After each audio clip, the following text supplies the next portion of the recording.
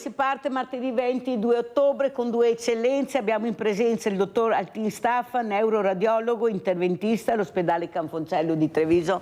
Grazie veramente, dottor Altin Staffa, di essere qui con noi. Grazie a lei. E saluto anche da Vicenza il dottor Bruno Ruffato, pediatra e segretario provinciale Federazione Italiana Medici Pediatrici. Grazie anche a lei, dottor Ruffato, perché parleremo non solo di sanità, ma di quello anche che i genitori, le famiglie devono ascoltare, perciò a casa ascoltate bene, perché abbiamo eccellenze che vi confrontate anche per capire come ci si deve muovere e cosa dobbiamo fare e cosa non dobbiamo fare, e soprattutto il rispetto per i medici, perché qualcuno ha alzato un po' troppo l'asticella. Queste aggressioni sono diventate pesanti, sono poi aggressioni che veramente hanno una visibilità molto ampia. Perciò dobbiamo anche capire che c'è qualcosa che tutti noi dobbiamo fare per aiutare la comunità, perché tutti assieme facciamo comunità e dobbiamo aiutarci. Allora partirei proprio dal dottor Altin Staffa, neuroradiologo interventista all'ospedale Canfoncello di Treviso, cittadella della salute. Partita, com'è la situazione, dottor Staffa? Ecco, alle persone che magari non sanno cosa è successo, adesso se sto male cosa mi capiterà, cosa vedrò. Ecco, cosa ci aspetta? Allora, sicuramente intanto l'azienda ha fatto un'ampia campagna di comunicazione per quello che è stato l'ampliamento molto atteso dell'ospedale Canfoncello. È già partita la cittadella della salute, noi siamo già attivi, sicuramente non siamo a pieno regime per tutte le specialità, ma siamo in via di perfezionamento. Quello che si può dire è che questo nuovo ampliamento ha aumentato gli spazi operativi. Ha aumentato gli spazi operativi e ha cambiato anche modalità di collaborazione in molti contesti.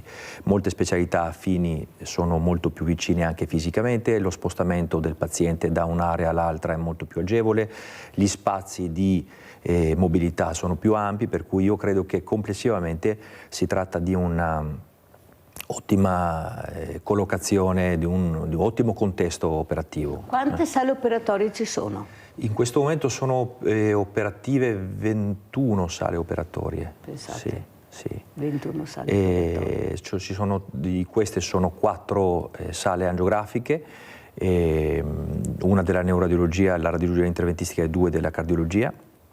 Ci sono 2 sale ibride, che è una forma di sala operatoria tecnologicamente molto avanzata, perché si possono eseguire degli interventi combinati sia dal punto di vista endovascolare che dal punto di vista quella che si chiama chirurgia aperta, per cui tutta la dotazione tecnologica è molto avanzata. Ecco, allora spieghiamo di cosa si occupa anche il dottor Altin Staffa per chi non lo conosce. Prego, dottor Staffa. Io sono un neuroradiologo interventista prevalentemente spinale. Si tratta di una ultraspecializzazione della neuroradiologia, che a sua volta è una branca della radiologia, per cui dalla radiologia come branca intera che tutti conoscono è nata gradualmente la neuroradiologia, che studia il sistema nervoso centrale e la colonna. In questo contesto si possono già delineare 2 componenti, quella della diagnosi, per cui risonanza magnetica e l'attacco, cervello e colonna, e la componente interventistica, per cui tutto quello che ha a che fare con il trattamento degli aneurismi cerebrali rotti, l'ictus, ma anche ernie discali, fratture vertebrali, tumori della colonna vertebrale attraverso nuove tecnologie, attraverso radiofrequenza, le basse temperature, sonde di crioablazione, attraverso il laser, per cui tutto quello che ha a che fare con le nuove tecnologie in un contesto dove lo spazio fisico, anatomico è molto ristretto, per cui piccole cose per risolvere problemi abbastanza importanti in spazi piccoli e in aree delicate. Queste aree delicate che una volta non si riusciva a curare e si faceva molto fatica, quanto è importante la nuova tecnologia, dottor Staffa? La nuova tecnologia è fondamentale come aiuto alla mano del medico, e quindi questo è importante da ricordare, perché adesso si parla sempre di più di nuove tecnologie e anche di intelligenza artificiale, però tutto questo è un prolungamento della mano del medico, che rimane il responsabile principale, nonché l'ideatore dell'intervento. Oggi siamo in grado di fare cose che prima non eravamo in grado di fare. Tutti gli interventi che io ho nominato prima erano pensabili 10-15 anni fa, ma non erano realizzabili. Adesso invece è possibile farlo.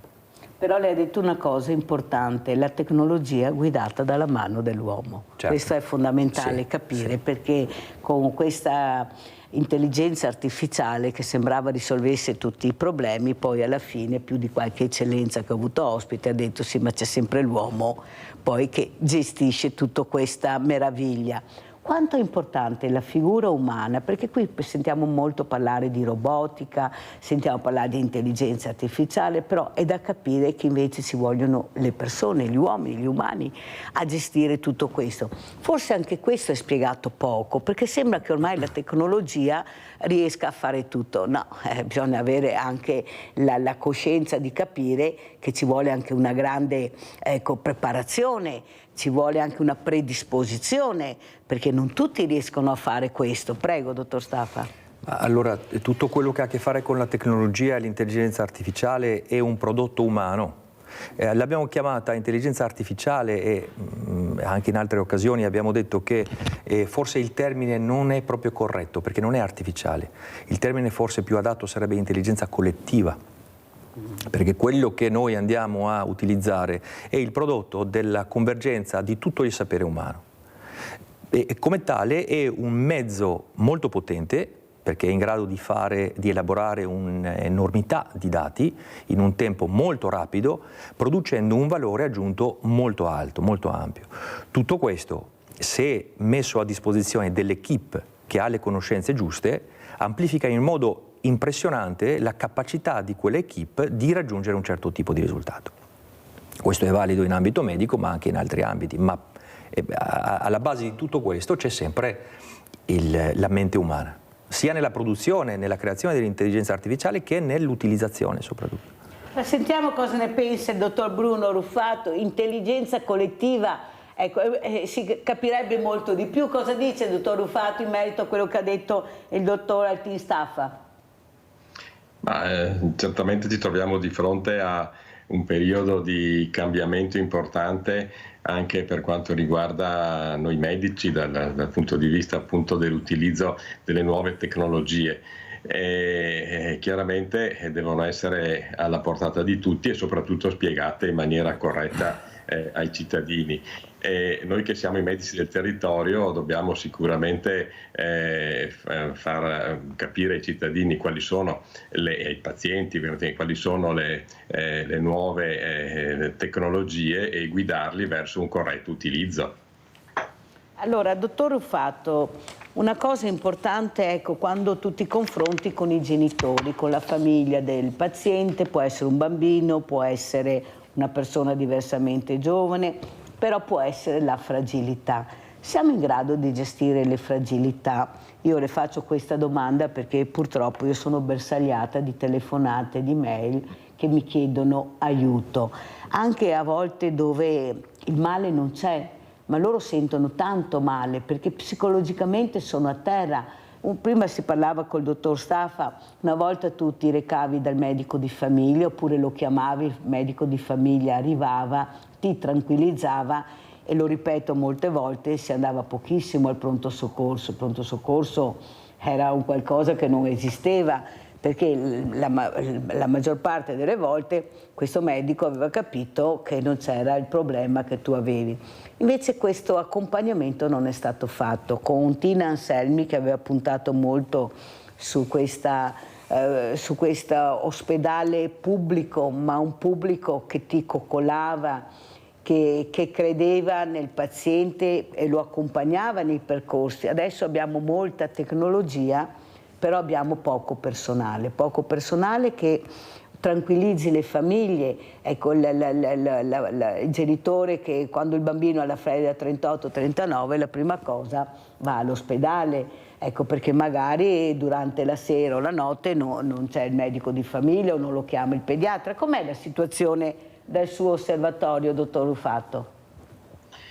Di ieri proprio è il nuovo rapporto sulle nascite in Italia che dimostra un calo costante, cioè con meno 3,4% rispetto al 2022, cioè nascite nel 2023. Nel 2024 non c'è assolutamente una tendenza alla ripresa, anzi i dati sono ancora peggiori. Quindi siamo di fronte a una famiglia che ha dei figli che sono spesso unici e tardivi. Le donne partoriscono a un'età attorno ai 32 anni.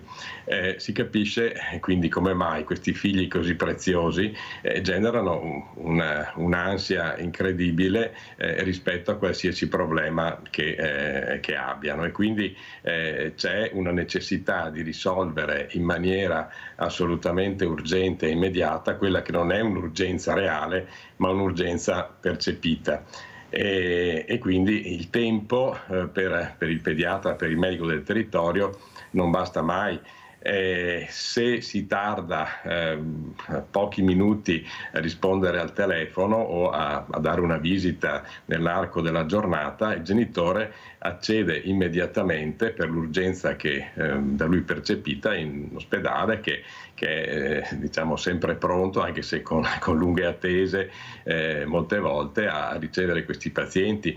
Ed ecco che se non c'è una soddisfazione immediata di questa urgenza, questo genera ancora più preoccupazione, ancora più ansia, certamente il territorio risponde con il medico di famiglia e con il pediatra a un rapporto di fiducia con i pazienti, nel nostro caso con i genitori, ma il territorio va potenziato, nel senso che l'aumento costante della burocrazia rispetto a quello che è invece il contatto con il paziente, e anche diciamo dei contratti di lavoro che devono essere più moderni, porta a una perdita enorme di tempo rispetto a quello che deve essere invece il cosiddetto contatto umano, che è moltissimo per quanto riguarda naturalmente i bambini e le famiglie, ma viene percepito come sempre insufficiente. Difatti le nostre visite aumentano costantemente anno dopo anno, ma aumentano anche gli accessi in pronto soccorso.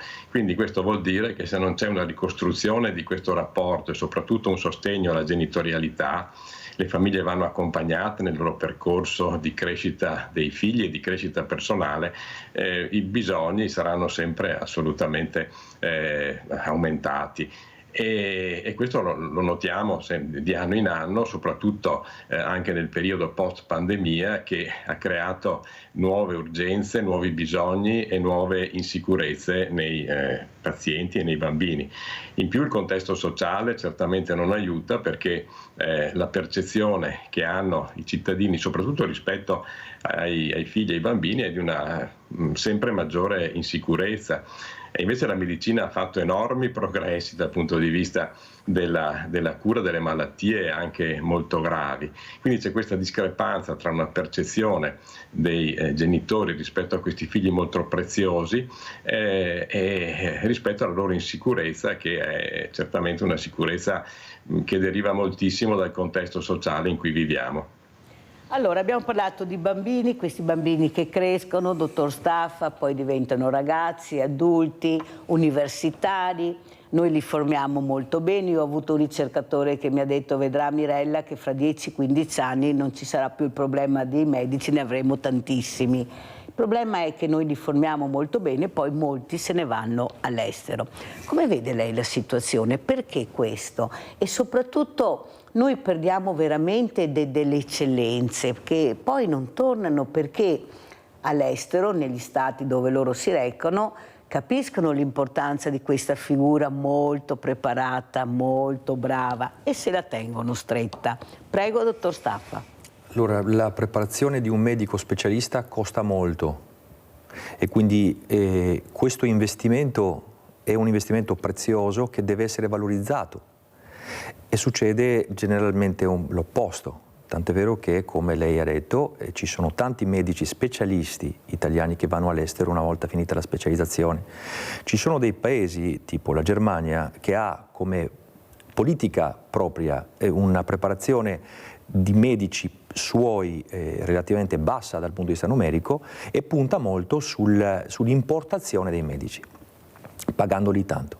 In questo modo evita i costi di formazione e sfruttando medici preparati da altri paesi, probabilmente in primis l'Italia, ma valorizzandoli molto, sia dal punto di vista economico che dal punto di vista della carriera. Allora, è successo questo a partire dal 2008 circa in Italia, quando ci fu il cosiddetto blocco del turnover nel sistema sanitario pubblico. La famosa crisi che arrivava. Esatto, e allora da quel momento in poi le scuole di specialità, tra virgolette, formavano specialisti, ma il sistema sanitario nazionale non era in grado di assumerli, e da quel momento cominciò questa diaspora, questa nuova ondata di emigrazione specializzata di medici all'estero. L'impoverimento del sistema cominciò probabilmente da quel momento là, dove siamo arrivati oggi anche come conseguenza di quel momento gestito in un modo poco lungimirante. Che cosa servirebbe fare? È semplice da dire, è un po' difficile da fare. C'è bisogno di un cambiamento culturale, c'è bisogno di un cambiamento culturale che metta al centro la capacità dei professionisti. E questo naturalmente in ogni ambito, ma stiamo parlando di un sistema pubblico dove le capacità del singolo sono al servizio del pubblico e come tali devono essere valorizzati dall'intero contesto sociale, dall'intera collettività, dall'intera società. E torniamo all'inizio del discorso, invece stiamo vivendo un periodo quando la violenza contro i medici è dominante. E non basta una legge, che sicuramente è una legge molto utile, un deterrente molto importante, ma quello che serve è creare il contesto sociale giusto che faccia in modo che il medico riacquisisca il valore sociale che gli è connaturale. Molto chiaro, e la ringrazio di questo. Forse dovremmo riaprire molti più consultori. Ecco, io sono convinta che non tutti hanno la fortuna di avere un consultorio vicino, e questo sarebbe proprio un traghettare la persona prima che arrivi a fare questo, sia per quanto riguarda il maschile che il femminile, perché purtroppo noi dividiamo sempre maschile e femminile, dobbiamo parlare di persone. Queste persone che però, dottor Staffa, e qui vengo di quello che si occupa lei, molte anche in età giovane, che arriva all'improvviso questo ictus. Da cosa è dovuto? C'è un qualcosa che ci può dire? Cioè queste persone trentenni, quarantenni, che all'improvviso arriva questo ictus. C'è qualcosa che ci può dire questa mattina? Perché è quello che preoccupa molti, l'ictus. Stavo bene, benissimo, cosa c'è? Allora, intanto spieghiamo che stiamo parlando di quella condizione patologica conseguente all'occlusione rapida, immediata, di un vaso cerebrale importante. Senti che bene spiega? Questo comporta il mancato flusso sanguigno di un'area del cervello e quindi l'impossibilità di utilizzare quell'area del cervello con perdita della funzione relativa.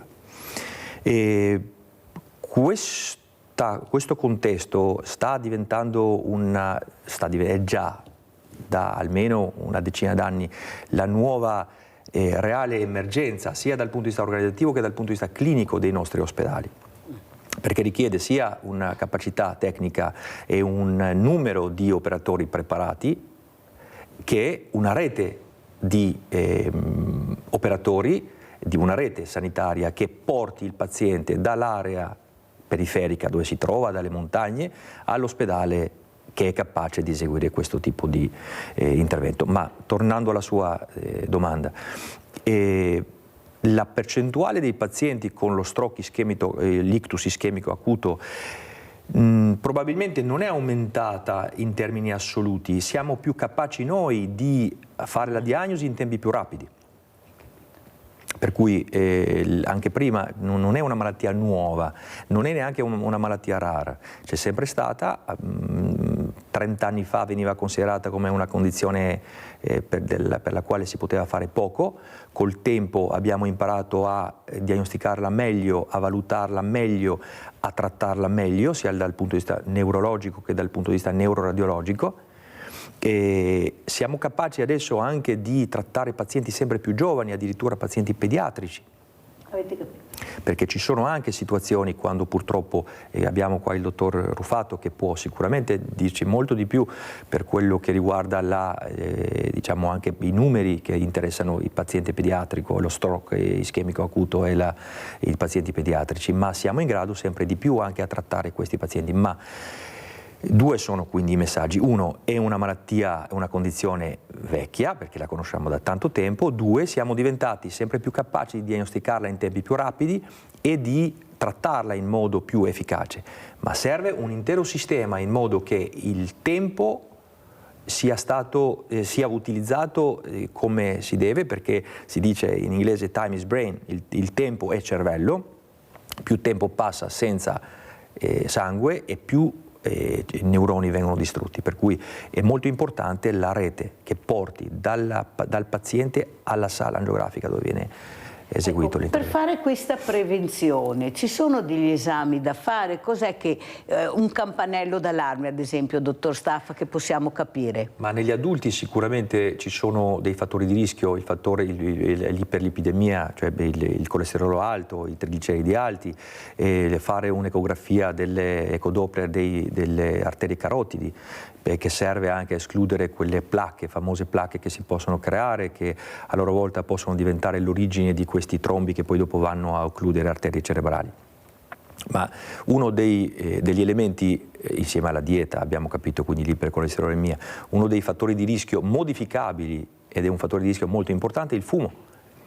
E di nuovo, ancora una volta, il fumo si presenta come un fattore di rischio molto grave e molto importante da gestire, non soltanto per quello che riguarda le patologie oncologiche, in primis il tumore polmonare, ma anche per quello che riguarda le patologie cerebrovascolari, per cui questi sono i tre elementi. Dopodiché ci sono condizioni che possono attirare l'attenzione, come una breve passeggera perdita di capacità di articolare le parole, una volta li chiamavano TIA, attacco ischemico transitorio, adesso sempre di più rivalutati in un contesto clinico più ampio, però sì, la prevenzione è importante e fattori di rischio modificabili che possono fare la differenza. Ad esempio anche il movimento? Assolutamente, il movimento, ecco, dobbiamo tornare tutti noi, medici e persone, non pazienti ma persone, a rivalutare, a capire, a aumentare il nostro livello di coscienza su quello che è l'importanza fondamentale dell'attività fisica, è come una parte di terapia naturale, perché siamo diventati sempre più sedentari, stiamo perdendo capacità fisiologiche che sono connaturali all'essere umano, e allora la conseguenza non può che essere il degrado graduale di alcune funzioni. Sì. Si può parlare di ereditarietà? In quale contesto? Proprio di ictus, perché tante volte si dice anche mio papà ha avuto lo stesso problema, mio nonno anche lui è morto da ictus. C'è una parte di ereditarietà? Ci sono delle condizioni che predispongono all'ictus, ma non si può parlare tout court come l'ictus come malattia ereditaria. Ricordiamoci che con l'età, e quindi il papà e il nonno erano i non più giovani, con l'età l'aumento dell'ictus, il rischio di avere un ictus aumenta, perché aumenta sicuramente la fragilità a livello vascolare, aumenta l'iperlipidemia, aumenta anzi decresce la capacità del cervello di compensare alcune situazioni di rischio, per cui l'età di per sé è un fattore di rischio. Avete capito qual è il famoso fattore di rischio, e soprattutto l'educazione rispetto di se stessi nel cibo, nel fumo, nell'alcol.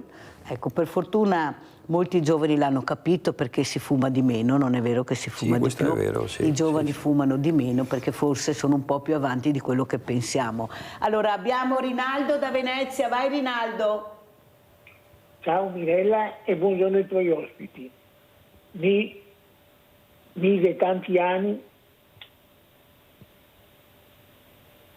Ciao Mirella e buongiorno ai tuoi ospiti. 3 anni ero abbastanza. Andavo dal dottore, dai genitori, quando che il dottore gli ordinava in farmacia e polvarette e medicine e pastiglie, gli faceva il medico, va bene, pensati. E adesso, non diminuire i medici di adesso, una volta il medico, qualcosa si usava poco il pronto soccorso. perché cucinavi dal tuo medico, non correva impegni, bastava trovarlo per strada, scusa, vuoi questo, vuoi quello, e te l'assicurava, e te metteva in piedi, solo che con poche parole, e una pacca sulla spalla, e te metteva in piedi, con la cordialità di vederti. Ed era non che adesso i medici non sia più come quelli di prima, c'è più impegnati, c'è tutto più quello che di voi, ma manca il fattore umano e la prevenzione, è roba più importante anche per me, ma è un bidonno. Come faccio la prevenzione se domani una vita e mi dà dopo 2 anni? Che prevenzione è?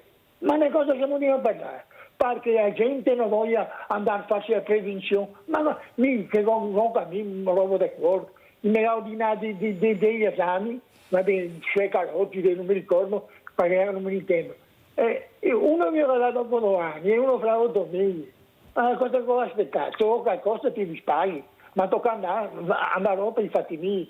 Ma se vogliamo parlare di robe che io non voglio far credere adesso che le miniere dei medici indiani che sono qua in Italia, caminati, per il mondo di Dio, chapeau, cavallo a capello, perché saranno bravi, sarà quello che ti vuole, ma non siamo buoni in Italia, i nostri medici va via, a fare 7-8 mila euro al mese, chi dirà da qua? Perché un medico, se è giusto, perché io dico, ma è cosa di un medico, va a costare tanti soldi, perché mica sono andato a fare un altro lavoro, non ho speso, non ho fatto niente, ma insomma un lavoro su un lavoro, e adesso ritribuio in bagni. Perfetto Rinaldo, sei stato molto chiaro, il problema è che purtroppo molti non fanno prevenzione, i numeri sono numeri, da là non si scappa, si sono fatti dei passi avanti ma ce n'è di strada da fare, purtroppo, dico io. Grazie Rinaldo. Allora, dottor Ruffato, come commenta le parole che ha detto il dottor Staffa, ma soprattutto l'importanza di capire che è da piccoli che devi insegnare e anche come genitori avere un percorso, un percorso sicuro che faccia bene a tuo figlio. Qui c'è un'obesità che fa spavento e se ne parla pochissimo di bambini, ad esempio. Perché si parla così poco di obesità infantile, mentre è un problema veramente grave, e abbiamo sentito poi il dottor Staffa cosa ha detto, perché la dieta è fondamentale anche da piccoli. Ciccio Bello non va bene di sicuro, questo dobbiamo anche capirlo. Eppure li vediamo sti cicci, e tutti contenti i genitori. Poi guardi, il genitore è un uomo cicciobello grande, grosso, la mamma che non riesce a capire il danno che sta facendo al bambino. Anche qua culturalmente, anche all'interno della scuola si fa qualcosa, dottor Ruffato, queste mense, delle volte anche questi alimenti che vengono contestati dai genitori, no, si mangia male, si mangia poco, non va bene, mio figlio non mangia quella roba. Prego, dottor Ruffato, invece di capire l'importanza della dieta da piccoli, di una buona dieta sana. Ma diciamo che noi puntiamo molto anche ai primi 1000 giorni di vita, quindi anche prima che il bambino nasca, sul concetto di prevenzione. Quindi la mamma deve alimentarsi bene, deve fare i controlli, deve fare le vaccinazioni e deve vivere in un ambiente sano, deve fare attività motoria. Dopo la nascita naturalmente il percorso continua con i nostri controlli, i bilanci di salute che ci permettono di seguire proprio in maniera molto molto attenta e così frequente i bambini, per cui noi ci accorgiamo di questo fenomeno. Basti pensare alla promozione importante dell'allattamento al seno, che rimane uno dei presidi più importanti anche per una corretta alimentazione. Poi, il periodo dello svezzamento, impegniamo molto tempo a spiegare ai genitori, alle mamme, come svezzare in maniera corretta i bambini. Poi a un certo punto succede qualcosa, perché il bambino viene inserito all'asilo nido o alla scuola materna, dove l'alimentazione peraltro è controllata, ma la famiglia poi ha il suo influsso per quanto riguarda l'alimentazione, per cui i bambini tendono poi a seguire quelli che sono gli stili di vita dei genitori. Agire solamente sui bambini non permette di cambiare lo stile di vita dei genitori e anche l'offerta che abbiamo di cosiddetti cibi spazzatura che sono alla portata di tutti i bambini che da prestissimo hanno la paghetta e quindi se li comprano da soli. È un fenomeno culturale importante che chiaramente richiede uno sforzo che non può essere solo nell'ambulatorio del pediatra o del medico di medicina generale, ma richiede anche delle politiche importanti che riguardano un cambiamento del modo di mangiare. Noi in Veneto mangiamo molto bene, ma probabilmente mangiamo troppo. L'attività motoria deve essere più favorita, partendo naturalmente dalla scuola, e manca adesso, per quanto riguarda i bambini, il gioco libero, che è quello che noi di alcune generazioni fa facevamo più ancora dello sport. Mancano i luoghi dove questi bambini possono ritrovarsi in maniera sicura. Mancano i cosiddetti patronati, dove i genitori ci lasciavano e poi ci venivano a riprendere alla sera, e lì ci muovevamo continuamente senza bisogno di trovare una squadra di qualsiasi sport che ci facesse poi fare quest'ora di attività. Adesso un bambino, i genitori considerano che un bambino faccia sport quando fa 2 ore di nuoto alla settimana e poi non si muove mai. E naturalmente questo non è fare sport, questo è appena muoversi un pochettino e non porta assolutamente a quell'adeguato consumo calorico durante l'attività, che assolutamente non è compensato dagli introiti che il bambino fa. La percezione dei genitori è che il bambino sia troppo magro. Difatti, se notate, il mercato degli integratori è un mercato in continua espansione. Ci domandiamo noi, ma cosa deve integrare un bambino che fa un'alimentazione corretta? Non deve integrare assolutamente nulla. Eppure c'è l'integrazione della dieta cosiddetta normale, c'è l'integrazione del bambino che fa 2 ore di nuoto, pensando che questa integrazione sia indispensabile, perché il bambino chissà cosa deve mancare. Il bambino non manca nulla e non deve prendere nessun integratore se fa un'alimentazione corretta. Ecco, se c'è questo errore, diciamo, culturale, perché il mercato preme molto, ecco che senza accorgersi siamo avviati verso una situazione assolutamente abnorme. E quindi diciamo che è un sistema che deve nascere attorno a questo ambiente sociale e culturale che per il momento non vede possibilità di grandi cambiamenti. Noi abbiamo la possibilità di agire sul singolo paziente, ed è un'azione veramente importante, ma ci vorrebbe un'azione, diciamo, culturale più importante sulla società e sulle famiglie. Grazie dottor Ruffato. Abbiamo Livio da Padova, poi andiamo in pubblicità. Vai Livio. Mirella, ciao, un saluto ai medici che hai in studio. Volevo dire che si parla molto di attività fisica, di movimento, però bisogna anche spiegare alla gente che non si deve esagerare con il movimento. Il movimento deve essere equiparato all'età, alle condizioni fisiche e a tante cose, perché tanta gente, io sento tanti, per esempio ciclisti di una certa età, che durante la loro attività muoiono, fanno un ictus. Perciò bisogna anche specificare che uno deve fare attività fisica a seconda del suo stato di salute e anche della sua età, perché sennò tanta gente corre il rischio di restare secchi durante la loro attività. Grazie e vi saluto. Grazie a te Livio. Prima di rispondere al nostro Livio andiamo in pubblicità.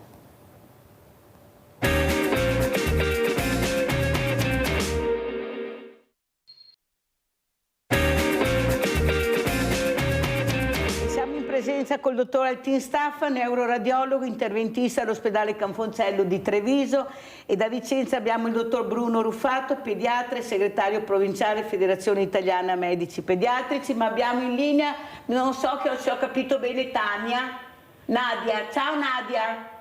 Ciao Mirella, buongiorno ai tuoi ospiti. Niente, io ieri non ero presente a guardare la trasmissione e ho visto il dottor Gerosa, ieri sera me la sono guardata al telefono. volevo confermare No, quello Gerosa, che ha detto il Geromazzi, il dottor Geromazzi. Giacomazzi. Giacomazzi, Scusa, no, esatto, scusa no che ho Gerosa, sbagliato Giacomazzi, nome. brava. E praticamente quello che ha detto dell'iter, da quando inizi il percorso che devi fare, è tutto programmato, ti danno tutti gli appuntamenti, ti vengono spiegati che anche se sei in confusione capisci. Abbiamo dei medici da onorare e elogiare. Li ho trovati pazienti. Ti sembra di essere con un familiare. Ho provato e posso dirlo. Grazie infinite e grazie ancora. Ecco, grazie Nadia, questa è una grande testimone per l'ospedale di Treviso, perché continua a lodare tutti i vari percorsi che Nadia sta facendo con questo personale molto preparato, molto predisposto all'accoglienza, all'ascolto, e questo quando una persona è fragile, specialmente con una patologia grave, è fondamentale. Però con lei, grazie Nadia sempre, però vorrei chiedere una cosa, dottor Staffa, questa colonna vertebrale, questa spina dorsale che conosciamo poco, che invece è fondamentale, ma è fondamentale anche il collegamento col cervello. Io ho Fulvio, ne ho già parlato con lei, Fulvio Marotto, che non ha le braccia, non ha le gambe, non ha il fegato, non ha il naso. Lui è riuscito a capire l'importanza di mettere in moto il cervello, e lui sempre dice, naturalmente potendolo fare, se tu vuoi ti puoi rialzare. Se tu vuoi dalla sedia a rotelle, se non sei proprio spacciato, ti puoi rialzare, perché dal tuo cervello deve partire questo input che fa sì che anche la colonna vertebrale, che prima pensavi di non riuscire più a stare in piedi, riesce a stare in piedi. È vero o non è vero quello che dice Fulvio Marotto, e continuo a insistere su questo? Oppure è anche la tecnologia, questi arti, veramente la ricerca ha fatto miracoli, abbiamo visto anche nelle Paralimpiadi. Cosa dice? È vero quello che dice Fulvio, parte tutto dal cervello? Ma io penso che quello che dice Fulvio è vero, perché lui l'ha sperimentato, perché ognuno di noi ha la sua vita e quello che è vero nella propria vita è vero, lì non c'è bisogno di conferme scientifiche, d'accordo? Ma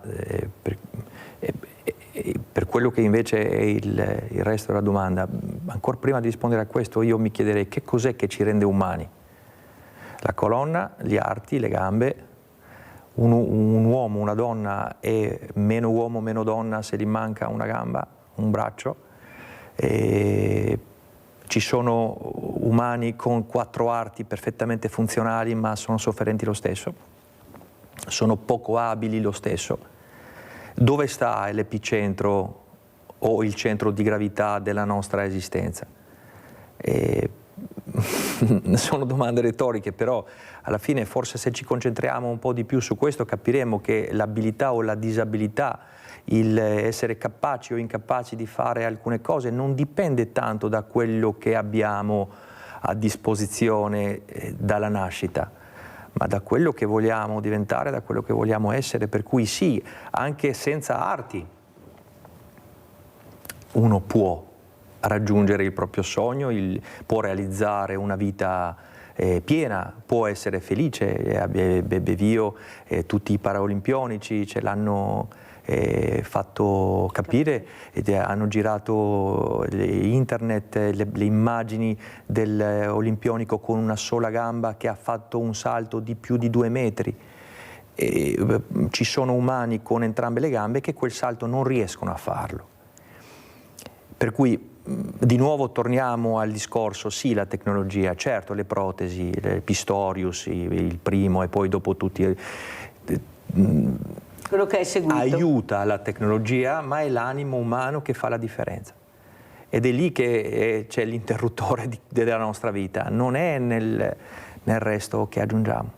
E quando fate questi interventi, quanto è importante a livello psicologico riuscire a ripartire, cioè credere in te stesso dopo l'intervento? Non è facile, sono interventi anche molto impegnativi, però credere io ce la farò, devo farcela, prego, sì. dottor Ma allora, guardi, per quello che mi riguarda, noi stiamo facendo di recente, sono ormai degli anni, ma sempre con un numero crescente, degli interventi che consistono nel posizionare delle protesi dentro alla vertebra per ripristinare l'altezza di una vertebra crollata in seguito a un incidente. Abbiamo molti pazienti giovani che trattiamo sia solo con queste protesi che in combinazione con i colleghi della neurochirurgia attraverso barre viti che loro mettono.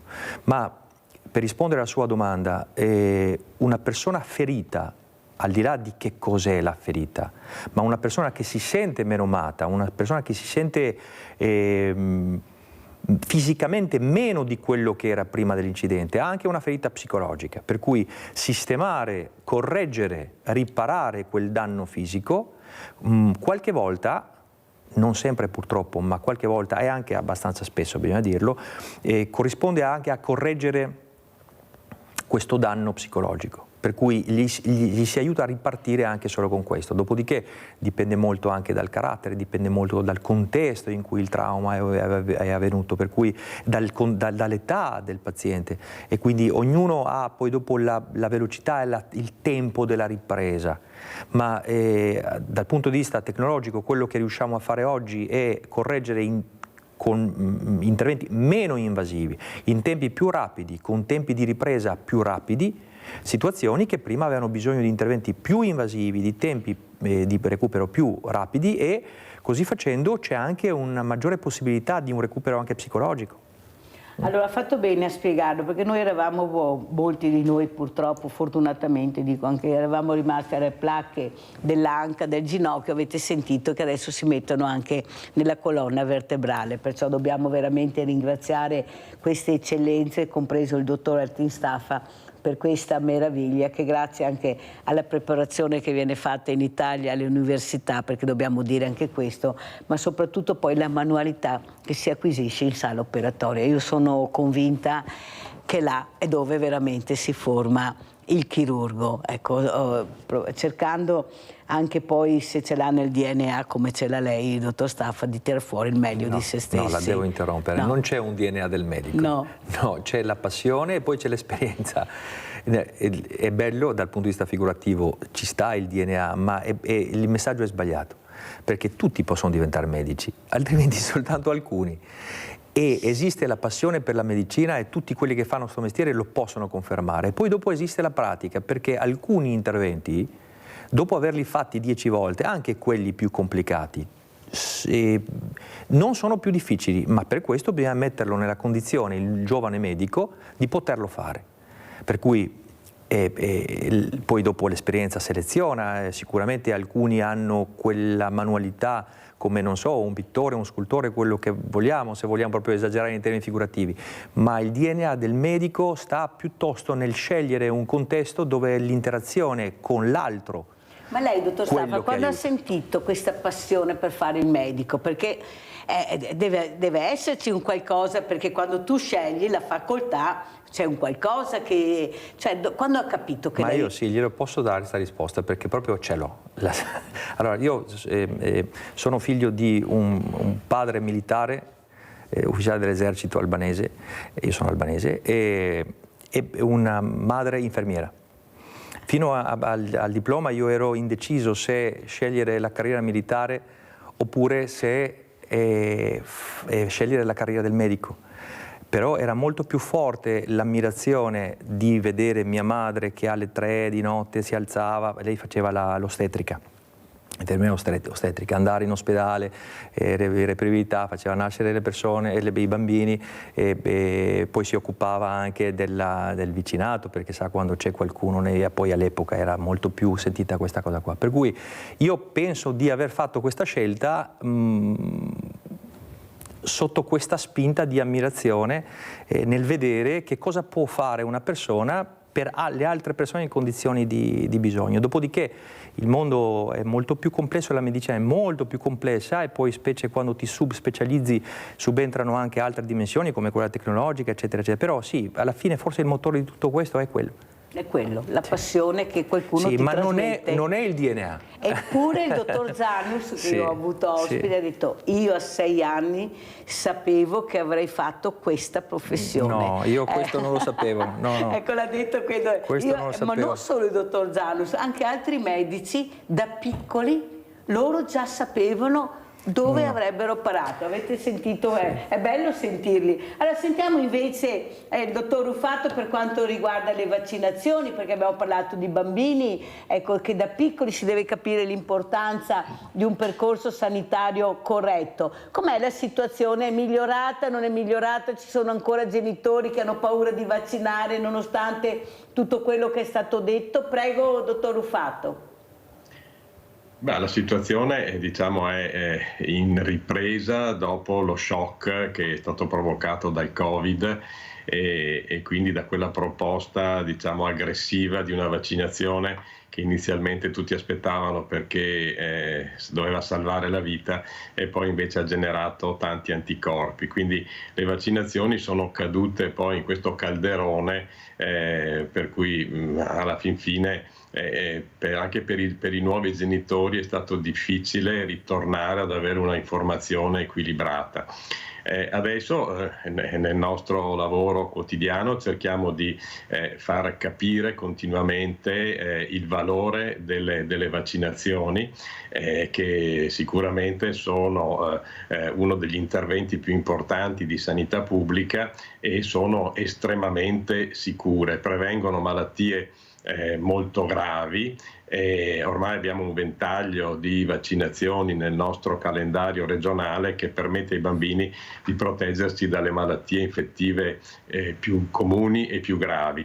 Ma volevo sottolineare adesso soprattutto il periodo di pre-influenza, per cui stiamo proponendo ai bambini la vaccinazione anti-influenzale che colpisce in maniera importantissima i bambini, soprattutto quelli della fascia che è considerata diciamo, più esposta, che sono quelli dai 6 mesi ai 6 anni. In questa fascia di età i bambini frequentano anche l'asilo nido e la scuola materna e sono bambini che si ammalano tantissimo.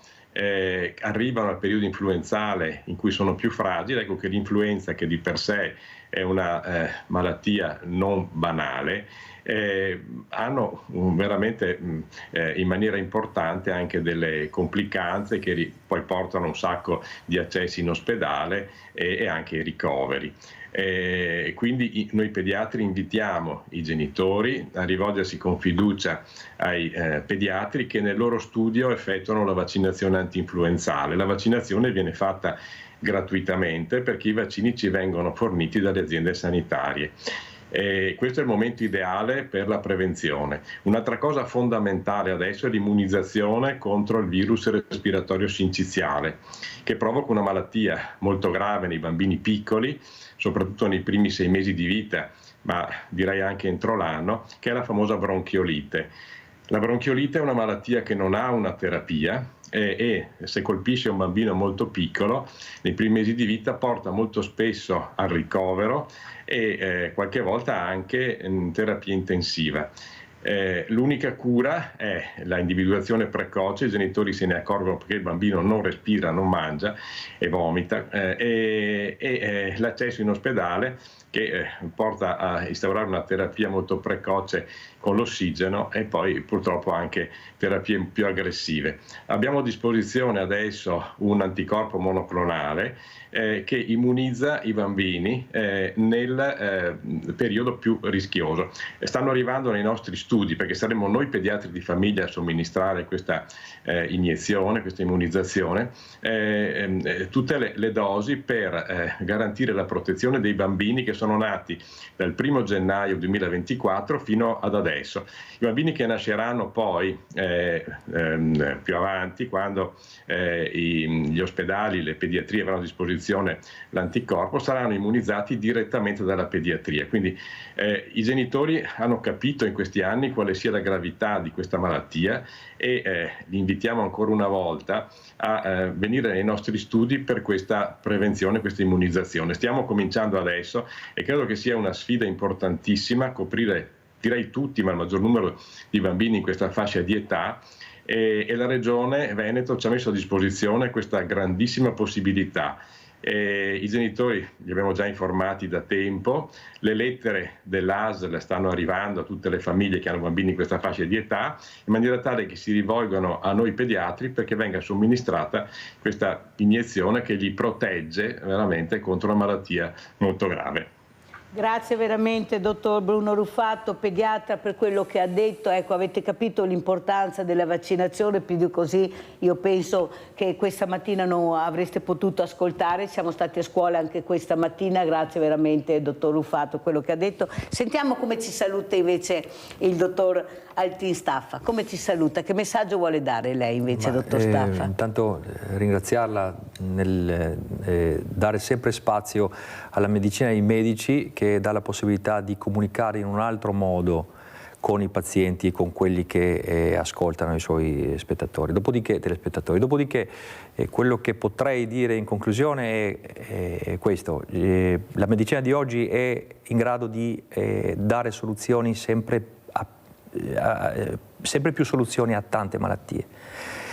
Questo però non significa che ogni malattia è curabile. Questo non significa che siamo immortali, questo non significa che con la tecnologia il medico diventa immune dagli errori. Siamo capaci di fare sempre di più, rimaniamo umani sia dal punto di vista della fragilità che dal punto di vista della capacità di entrare in empatia. Per cui abbiamo bisogno anche della collaborazione, della comprensione di una comunicazione diversa, sempre più collaborante o un po' più collaborante qualche volta da parte dei nostri pazienti, perché i tempi non sono facili, noi ce la mettiamo tutta, la tecnologia ci sta aiutando, ma non siamo perfetti. Grazie veramente al dottor Altin Staffa, neuroradiologo, interventista all'ospedale Canfoncello di Treviso, di essere stato con noi. Grazie ancora al dottor Bruno Ruffatto. Grazie. Pubblicità.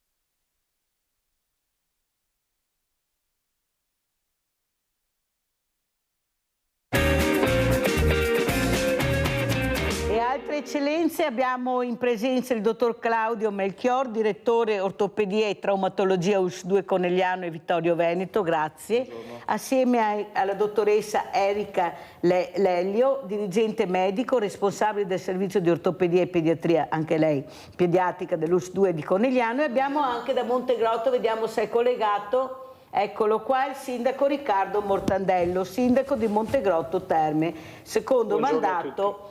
E vediamo cosa ci dice. Io permettetemi di partire proprio col sindaco Mortandello. Perché?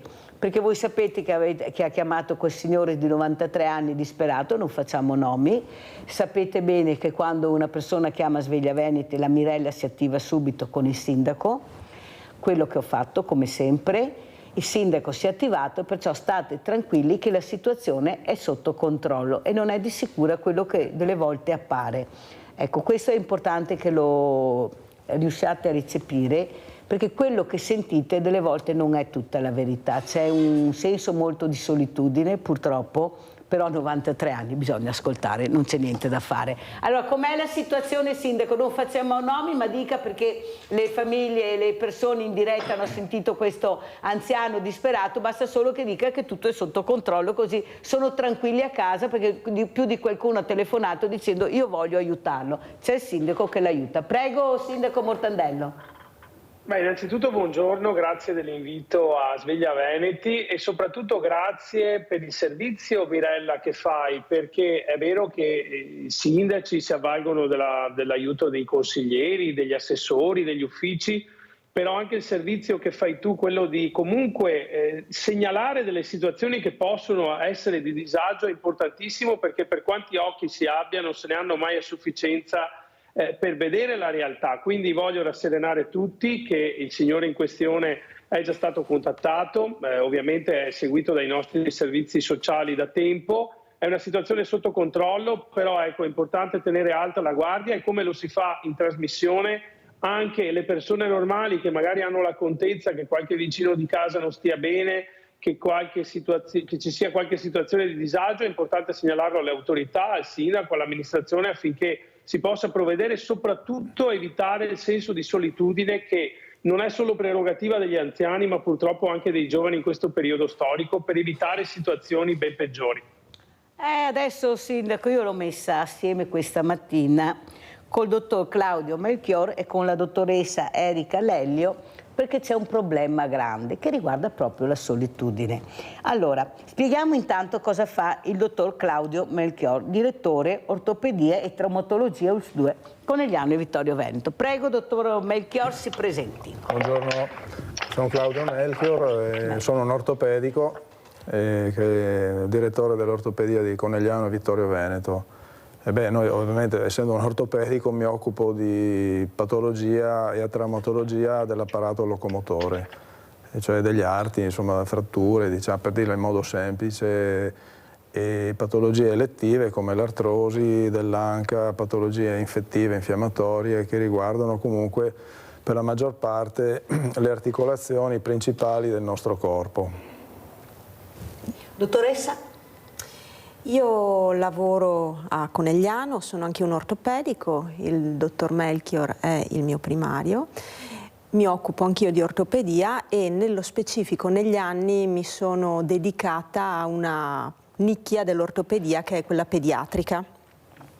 La curo ormai da 12 anni, prima a Treviso, poi adesso a Conegliano, e siamo venuti qui anche a parlare di questa realtà per farla un po' conoscere e quindi poter dare alle persone così uno spunto, ecco, in merito. Parliamone, dottoressa, prego. Allora, questo servizio è attivo da diversi anni sul territorio della Marca. Prima lo svolgevo a Treviso, poi da circa un anno mi sono trasferita a Conegliano e continuo la mia attività attualmente a Conegliano. È un servizio che si rivolge all'età pediatrica, quindi dagli 0 ai 14 anni.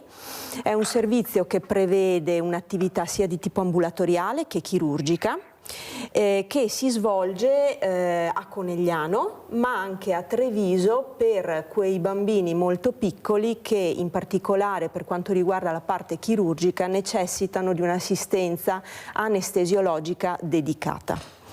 È un servizio che è sul territorio per tutto il Trevigiano, ma in realtà poi anche le zone limitrofe, Veneziano, Friuli, è un servizio che funziona e che noi vorremmo un po' far conoscere. Infatti ha fatto bene, perché io è la prima volta che lo sento e mi fa piacere di averla ospite.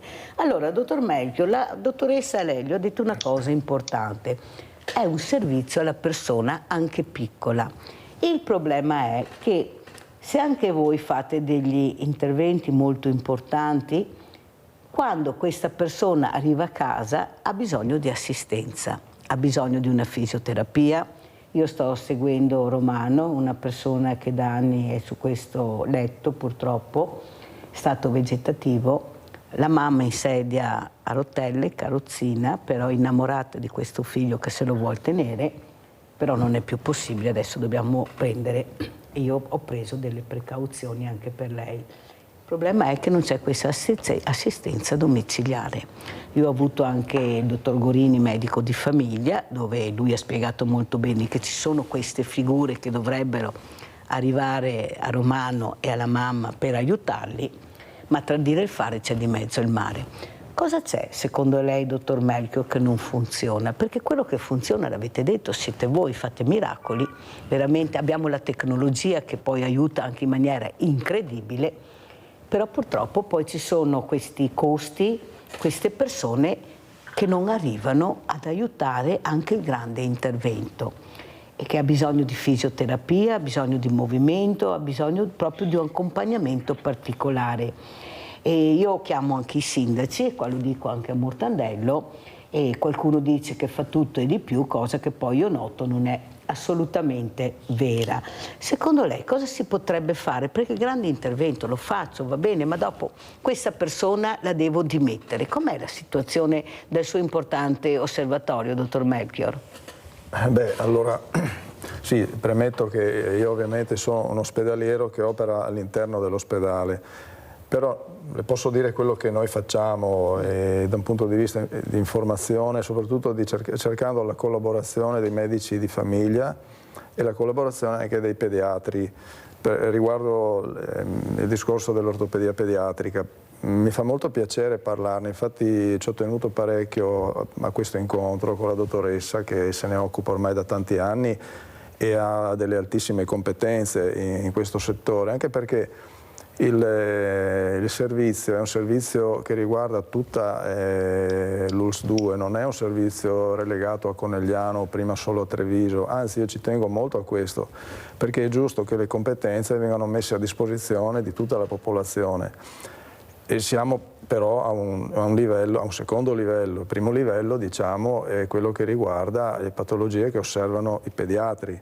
Abbiamo fatto un incontro proprio la settimana scorsa via web con tutti i pediatri del Coneglianese, adesso ma lo estenderemo, proprio per informarli riguardo a questo servizio che io lo ritengo di altissima qualità, è una nicchia ma importante, perché comunque è un'attenzione a questi piccoli pazienti che spesso le famiglie non sanno a chi rivolgersi, a volte si rivolgono molto distante, quando invece ce l'hanno, non dico dietro la porta fuori dalla porta di casa, ma quasi.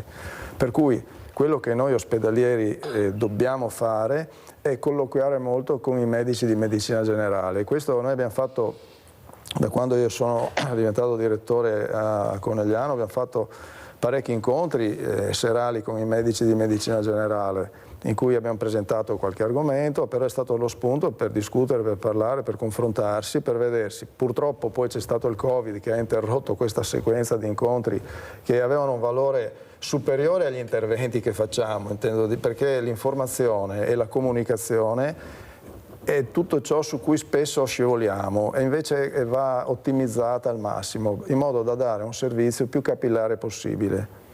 Allora, ha fatto bene a dirlo perché io ho avuto proprio il dottor Gorini, che penso che tutti conoscono, e abbiamo parlato proprio di questo, questa collaborazione che ci deve essere. Infatti lui ha detto: io ho un paziente che è stato dimesso dall'ospedale con un intervento molto importante, questo paziente mi ha telefonato, era da solo a casa, non aveva nessun aiuto, io ho richiamato il primario, gli ho detto: guarda che te lo riporto perché questo da solo non può stare. Il primario naturalmente gli ha detto: no, non è più il mio compito, devi rivolgerti, Mortandello, al sindaco perché è lui il responsabile, prova a cercare. Perché in effetti quello che dice il dottor Melchior è molto importante, e anche la dottoressa Lelio, il problema è che bisogna sapere cosa c'è nel territorio, e questo ve lo posso assicurare, non lo sanno. Il perché non si sa, io lo so in parte. Siamo 7.500 associazioni di volontariato, tutti che si vantano questo fiore all'occhiello, poi troviamo l'anziano solo a casa, come ho detto del sindaco Mortandello, che non sa a chi rivolgersi.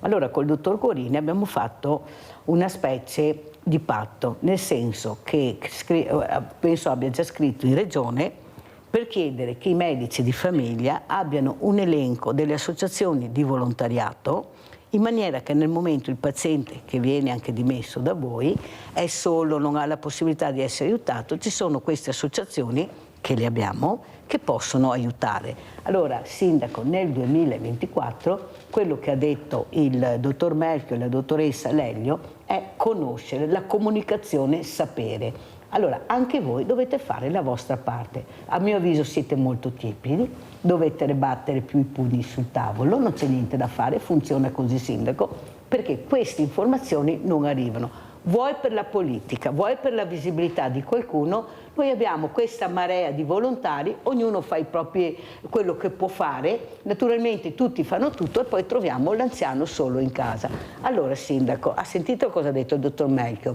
Noi abbiamo bisogno di fare squadra anche tra di noi, coi medici di famiglia, perché poi queste persone che non trovano risposta arrivano al sindaco.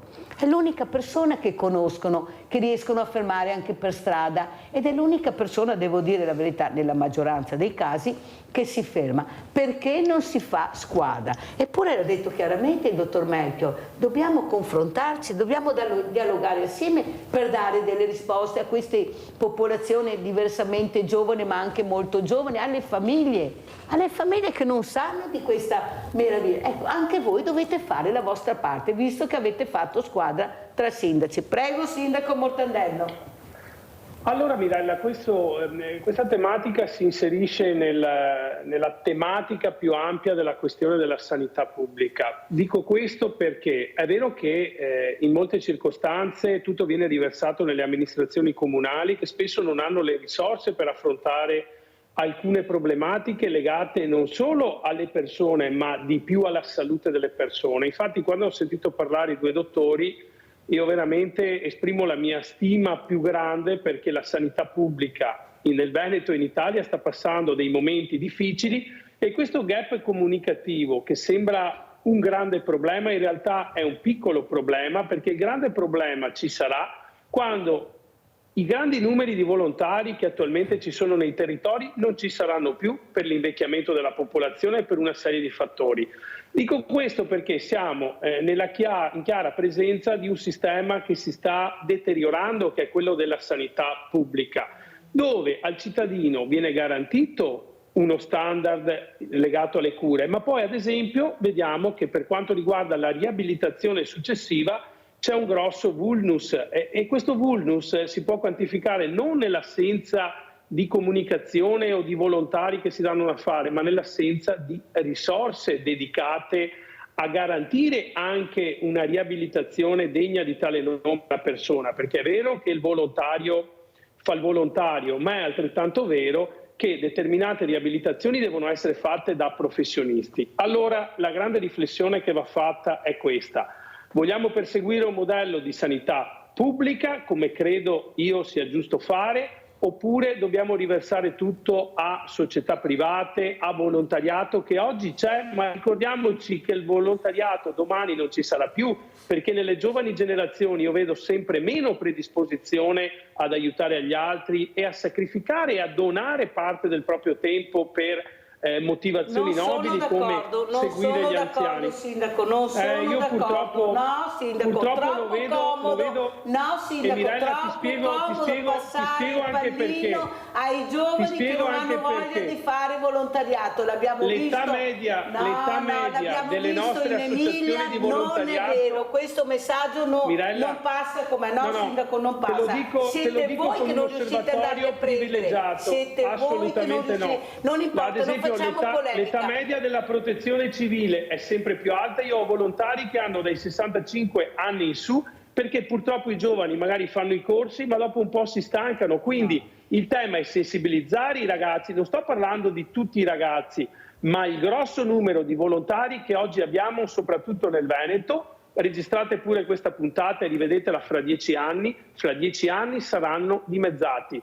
E qui è il compito delle istituzioni, dei sindaci e anche del sottoscritto di incentivare il volontariato, ma quando si parla di salute pubblica e di sanità abbiamo bisogno sia di volontari ma anche di professionisti che seguano poi il percorso operatorio e di riabilitazione dei cittadini. Lo dico anche parlando da una città termale, perché quando sento parlare di articolazioni, riabilitazione e prevenzione, subito la mente corre ai nostri alberghi termali che con l'acqua termale, soprattutto nei casi post-operatori, garantiscono una riabilitazione post-operatoria importante, ma negli alberghi si è seguiti da personale professionista, da professionisti della salute. Quindi la riflessione da fare è che tutti devono fare il proprio mestiere e soprattutto dobbiamo incentivare le giovani generazioni a sostituirsi a quei volontari che magari fanno volontariato da 30-40 anni ma che hanno anche loro dei limiti d'età. Io lo vedo soprattutto nella protezione civile e in tanti altri ambiti, ad esempio la Croce Rossa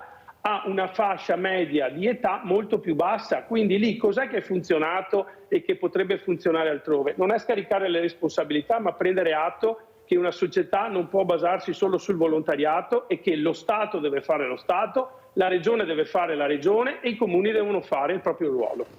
Allora, io rispetto il suo punto di vista, il mondo del volontariato continuerà, il politico passerà, ma il mondo del volontariato esisterà sempre. A mio avviso avremo anche i giovani il problema che basta andarli a prendere, sindaco, cosa che non fa nessuno, li lasciano là, fanno la lezioncina in classe, si sono stancati, non sono intrigati, loro vogliono essere intrigati e le dico cosa ho anche intenzione di fare, di portarli all'interno degli ospedali.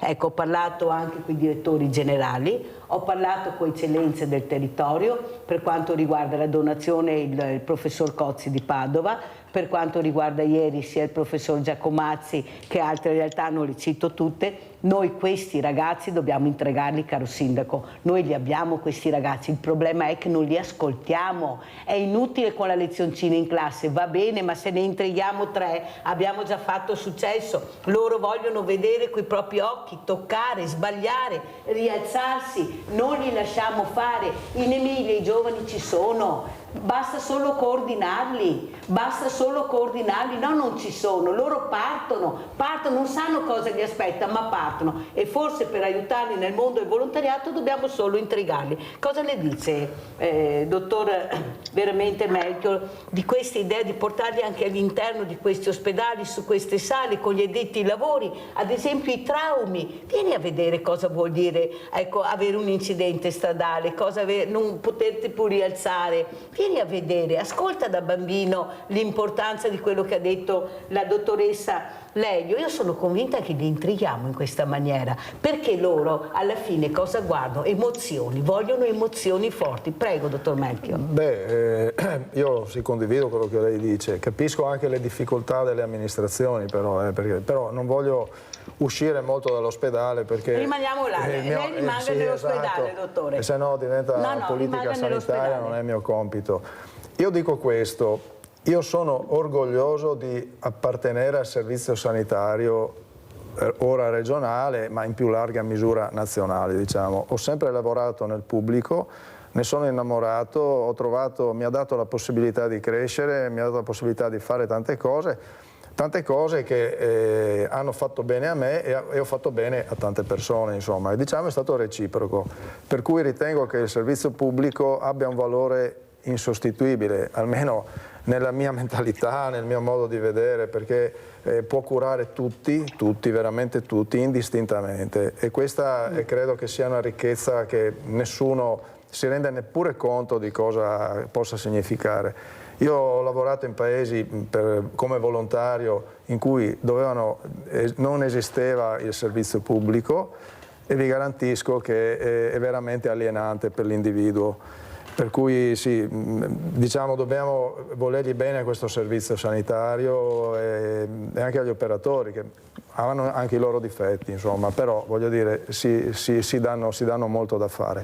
Per quello che riguarda i volontari, anche i giovani, portarli all'interno, io se è possibile farlo sono d'accordo, perché per esempio tanti pazienti anziani che noi operiamo per la frattura di femore, li operiamo rapidamente perché entro 48 ore sono già operati, poi fanno la riabilitazione diciamo più acuta in ospedale e dopo, quando è l'ora di dimetterli, avrebbero bisogno solo di qualcuno che gli aiuti a fare 4 passi, perché non è che pretendiamo, e questo non è necessario che ci sia un professionista che abbia una qualificazione, che sia un laureato, cioè, perché poi si tratta di fare dei piccoli spostamenti, letto poltrona, cucina per mangiare, andare in bagno, per cui sono delle cose. Allora, potendo portare i volontari all'interno a vedere come si può svolgere con l'aiuto di professionisti, certo. Sicuramente c'è un apprendimento che ha un valore inestimabile, per cui credo che sia una buona idea, se è possibile farlo ovviamente, perché io parlo così da clinico, non posso dire poi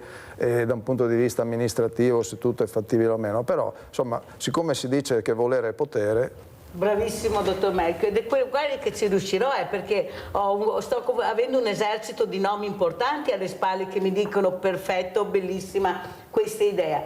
Ma sa perché ho avuto questa idea, dottoressa Lelio, lo dico anche al sindaco? Perché io ci vivo con loro, io sono in mezzo a loro e la prima cosa che mi chiedono è lavorare, essere occupati, però loro vogliono decidere, cioè dammi il gioco Mirella.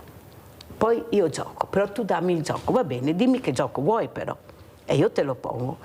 E allora abbiamo la possibilità di avere un mondo a 360 gradi, che è la cultura, l'arte, la musica, la bellezza, la sanità. Ma vuoi vedere che noi riusciamo a intrigarli, perché è troppo comodo andare in classe, leggere la lezioncina, dopo 10 minuti io li guardo, perché mi sono seduta in mezzo a loro, guardo attorno, telefonino, si guardano tra di loro, non li intrighi, loro devono essere i protagonisti. Allora cosa ho fatto? Ho cominciato a dare il microfono a ognuno di loro, bloccati, non riuscivano a parlare perché il microfono bloccava. E ho detto ragazzi guardate che non funziona così, voi dovete parlare, dovete dire quello che sentite. E una ragazza ha detto ai suoi insegnanti, senta sindaco Mortandello, noi abbiamo l'unica che si è alzata e ha parlato. Poi è stata applaudita da loro. Abbiamo bisogno di ascolto, perché ognuno di noi può dare tanti, ma ognuno di noi è una cosa a sé. Ascoltateci di più. Allora capisce che non è vero che non hanno voglia di far niente, sono sul divano, giocano. Sì, è vero, ma siamo stati noi. Non li facciamo più giocare questi bambini. Dove vanno a giocare? Trovatemi i luoghi dove vanno a giocare. Oppure tutto a pagamento se fai sport, anche il calcio adesso a pagamento, devi essere tesserato. Allora scusa sindaco Mortandello, le sembra che questi messaggi arrivino ai giovani? Ma chi se ne frega? Vado al bar, mi ubriaco perché li trovi là, come mai? Come mai li trovi là? È l'unico punto di aggregazione. Cosa c'è dopo la scuola? E cosa offre la scuola? Al pomeriggio magari. Eppure ci sono laboratori, abbiamo di tutto e di più. Eppure è tutto chiuso perché non c'è la possibilità, non ci sono i numeri, ma poi c'è un fuori che potrebbe essere sfruttato, che è il mondo del volontariato, naturalmente con le persone giuste e anche preparate perché ci sono, che possono accompagnare questi ragazzi.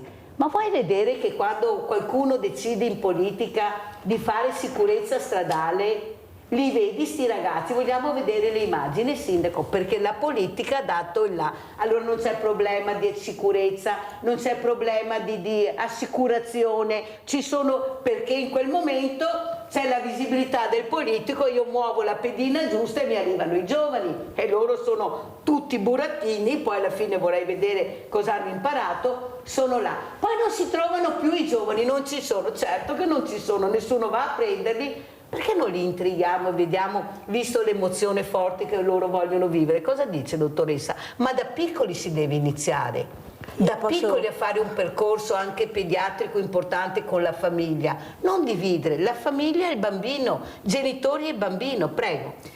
Io posso portare la mia esperienza, certo, piccola ma concreta, ed è il fatto che quando tu lavori in un ambulatorio pediatrico, buona parte della tua visita passa attraverso il canale dell'empatia e mi è capitato non di rado che qualcuno poi dicesse a me piacerebbe fare il medico da grande, cioè poi non so se farà il medico, però si appassiona, cioè vede, sente, elabora questa sensazione in maniera positiva che per noi è già un grande risultato, non è più l'ospedale luogo brutto di sofferenza, ma è un luogo dove facciamo qualcosa per te e questo non è facile, mi creda, farlo capire al bambino.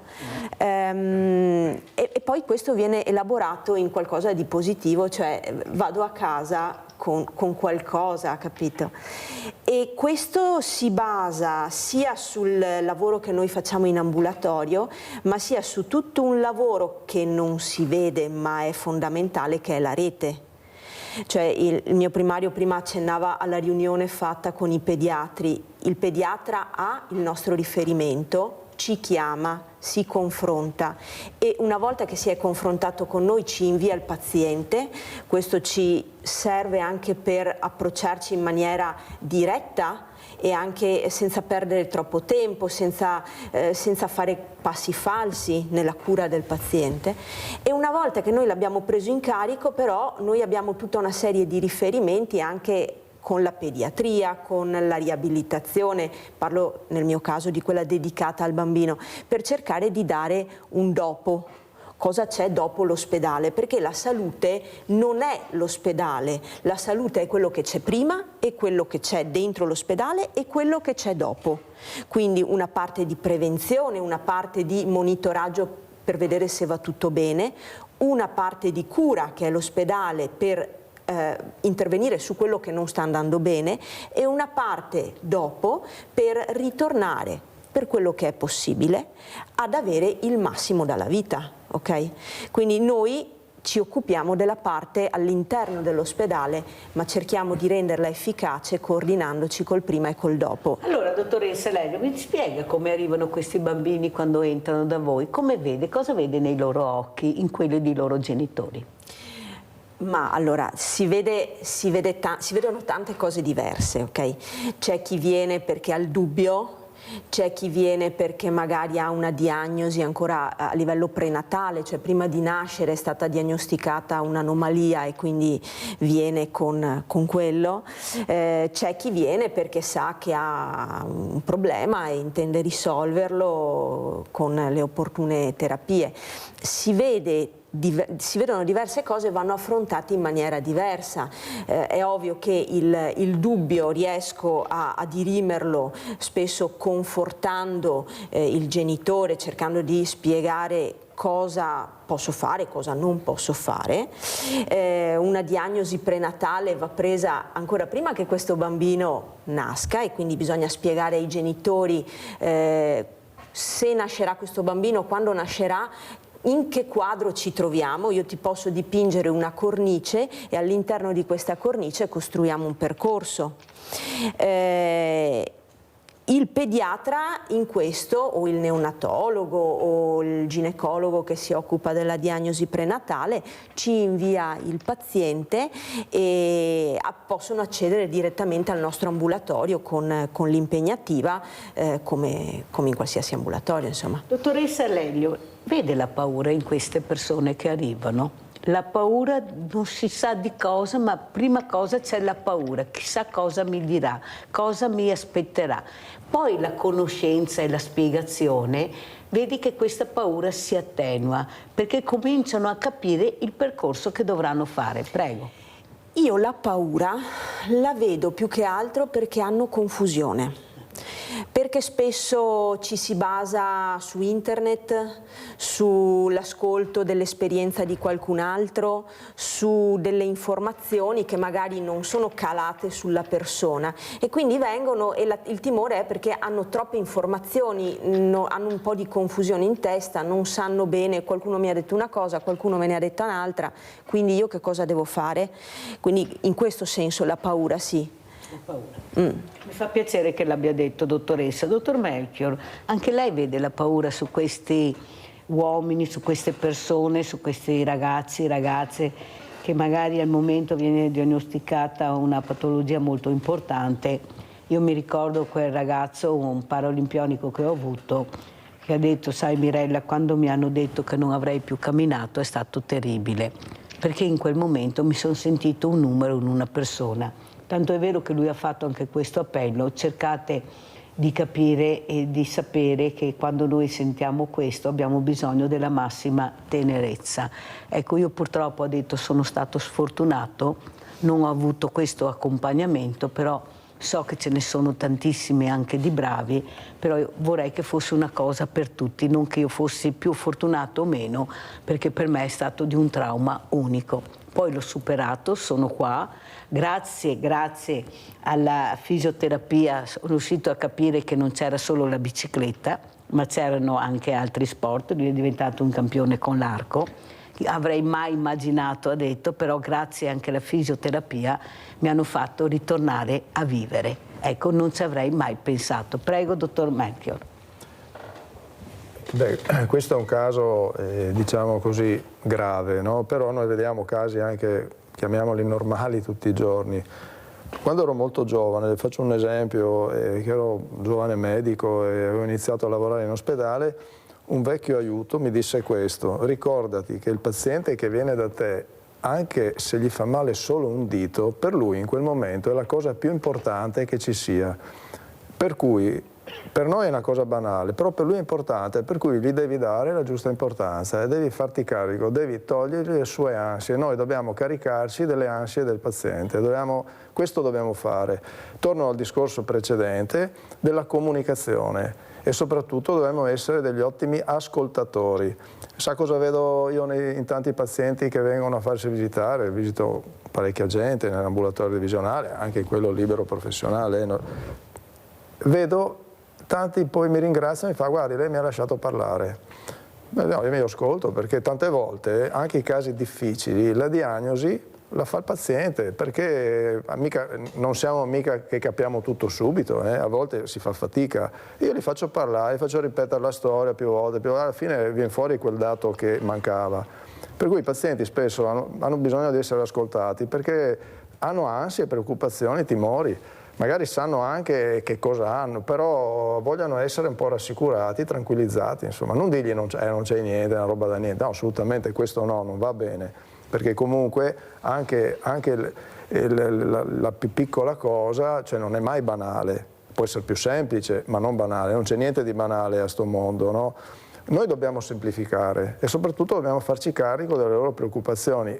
Allora questo richiede uno sforzo enorme, richiede molto tempo e purtroppo bisogna mettersi in testa che il medico ha bisogno di tempo per fare bene le cose. Se il tempo non ce l'ha, allora cominciamo a vacillare, ecco, questo è il problema.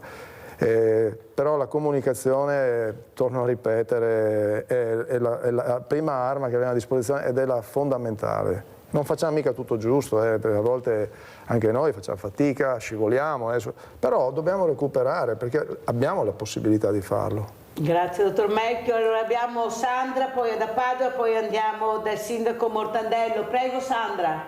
Ciao Mirella e buongiorno agli speciali ospiti che hai avuto stamattina. Prima non ero riuscita a prendere la linea con gli altri due medici. Io volevo dire una cosa, meno male che adesso con le nuove tecnologie, con i bambini sono monitorati quando sei ancora incinta. Io ai tempi miei ho fatto un'ecografia a 5 mesi perché era appena uscita sta roba e dopo l'ho fatta alla fine.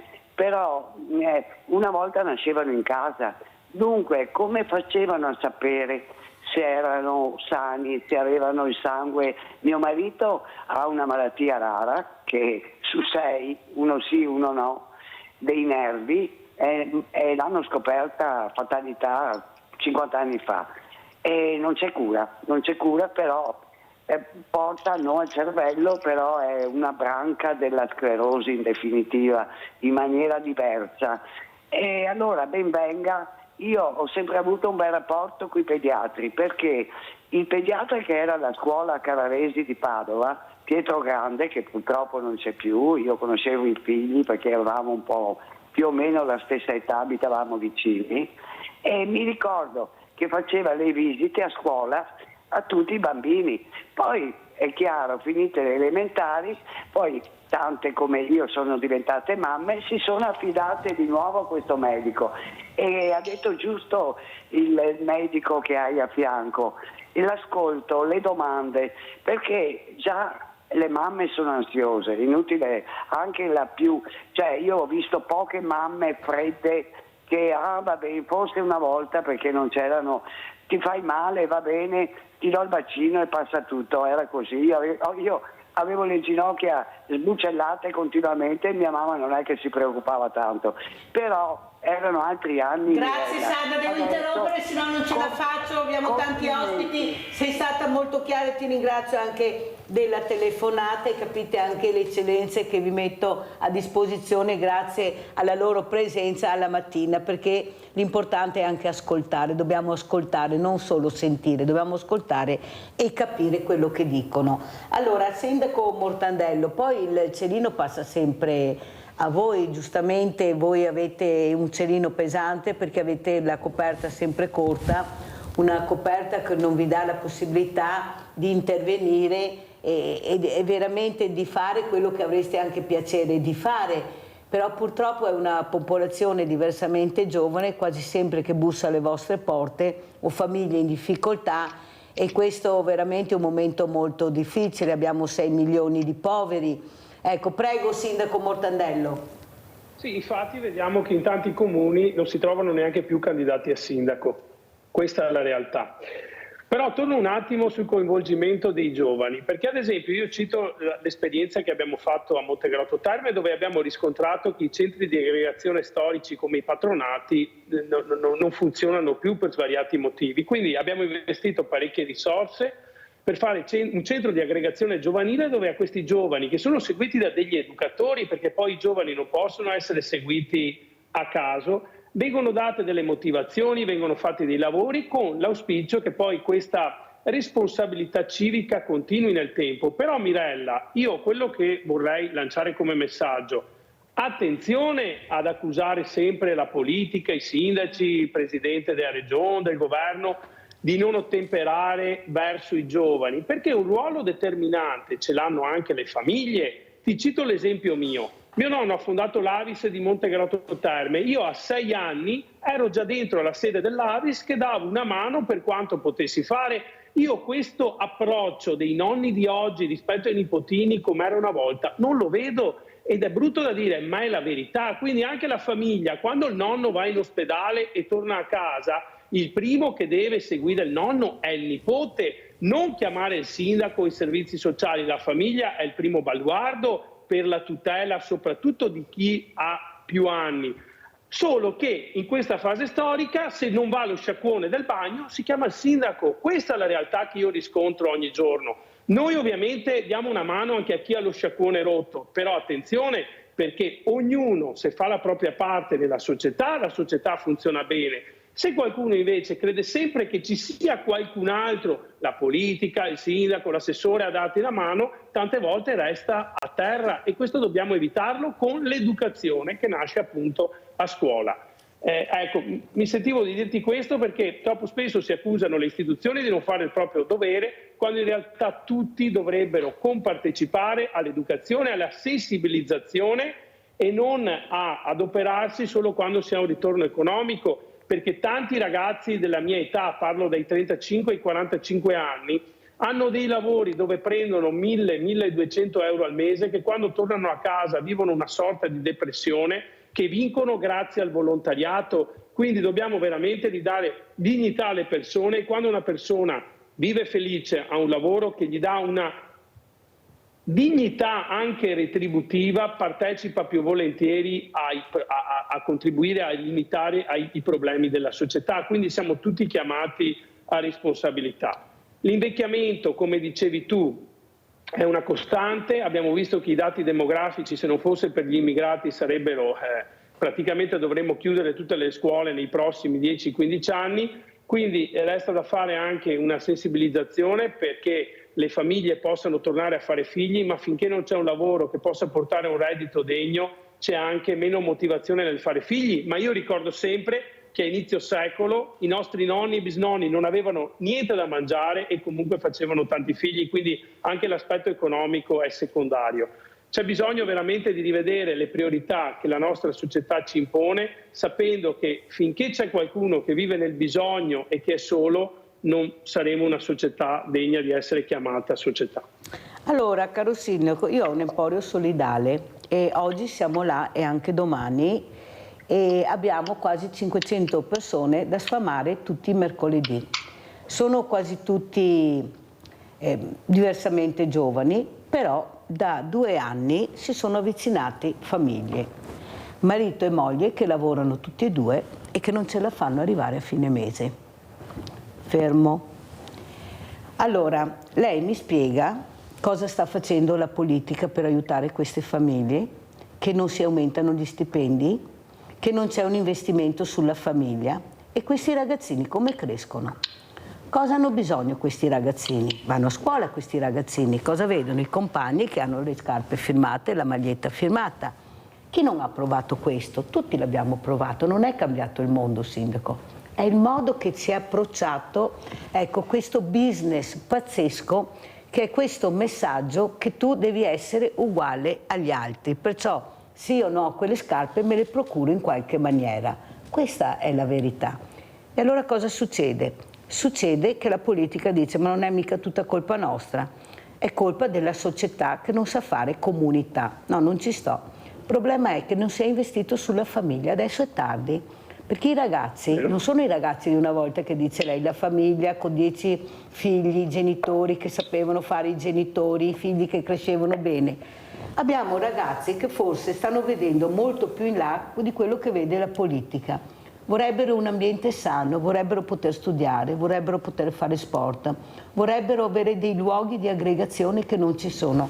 Lei ha detto il patronato, ma io prima ho avuto degli ospiti che hanno detto mancano i patronati. Allora io come bambino, come ragazzo, non devo essere fortunato di avere quel sindaco, quel patronato. Io devo avere quello che mi aspetta di diritto, che è prima cosa l'istruzione. Mancano ancora i medici di sostegno. E allora le fragilità dove le lasciamo, sindaco? Perché non ci sono i soldi per i medici di sostegno. Ogni anno a settembre c'è questa storia. Devo prendere un avvocato, l'ho preso, per far mandare Lisa a scuola, perché Lisa non parla ma ascolta e volevano metterle su delle classi che non ci sono neanche i libri. Parliamone, sindaco, parliamone. È un problema strutturale. È un problema strutturale, ma chi è che lo deve risolvere? Di sicuro non il medico che se starà mettendo tutta, o la dottoressa, non di e neanche il sindaco. Voi avete fatto squadra, avete la voce grossa. No. A livello di governo 30 anni di neoliberismo e questi sono i risultati. E questi sono i risultati che vi hanno eletto, sindaco. Siete in tanti, questi sono i risultati. Bisogna chiamare non siete il Presidente ascoltati. del Consiglio. Detto questo chiudiamo, se no facciamo polemica, non la voglio, perché io resto della mia idea. Dottor Merkel, quello che secondo lei è importante soprattutto nella comunicazione, far capire anche a casa che devono aver fiducia, devono fare squadra col medico di famiglia per arrivare, giustamente pediatra se è il pediatra il bambino, e si dà il medico di famiglia per arrivare a avere una sanità che veramente possa curare, perché sono tante le patologie, non si muovono più, ma come ha detto lei ci vogliono dei ragazzi che li portino anche a fare 2 passi, che li aiutino in casa, questi che sono i nostri tesori, finché li abbiamo cerchiamo di tenerceli buoni, cari e stretti. Ecco, secondo lei, ecco, questo coinvolgimento anche a livello della scuola, il dopo scuola anche all'interno di una famiglia o di una unità che ha bisogno di cure, quanto importante sarebbe anche a livello psicologico? Vado a casa, il dottor Melchiori ha fatto una cosa buona, però so che a casa trovo qualcuno che mi accompagna a fare un percorso, prego. Il discorso che si parlava prima del coinvolgimento, bisogna appassionare i giovani, c'è poco da fare, il fatto emotivo, comunque io comprendo anche le difficoltà del politico, adesso non è che, perché capisco, non è facile, cioè le problematiche sono tante, un sindaco diciamo governa 4 anni mi sembra, 5, sì, si trova addosso una marea di cose, sinceramente sì, a parte io con la mia professione non riuscirei certo a fare anche il sindaco, però voglio dire non è che li invidio poi così tanto, perché capisco le loro difficoltà, dopo non è che condivido tutto, ma come insomma, poi anch'io come cittadino ho anch'io i miei pensieri, però ovviamente adesso io resto nell'ambito medico, cioè, che è giusto così. Però comprendo le difficoltà anche dell'amministratore, ecco, cioè, non voglio, sì, spezzo una lancia, insomma, perché capisco. Guardi, le dico questo, abbiamo,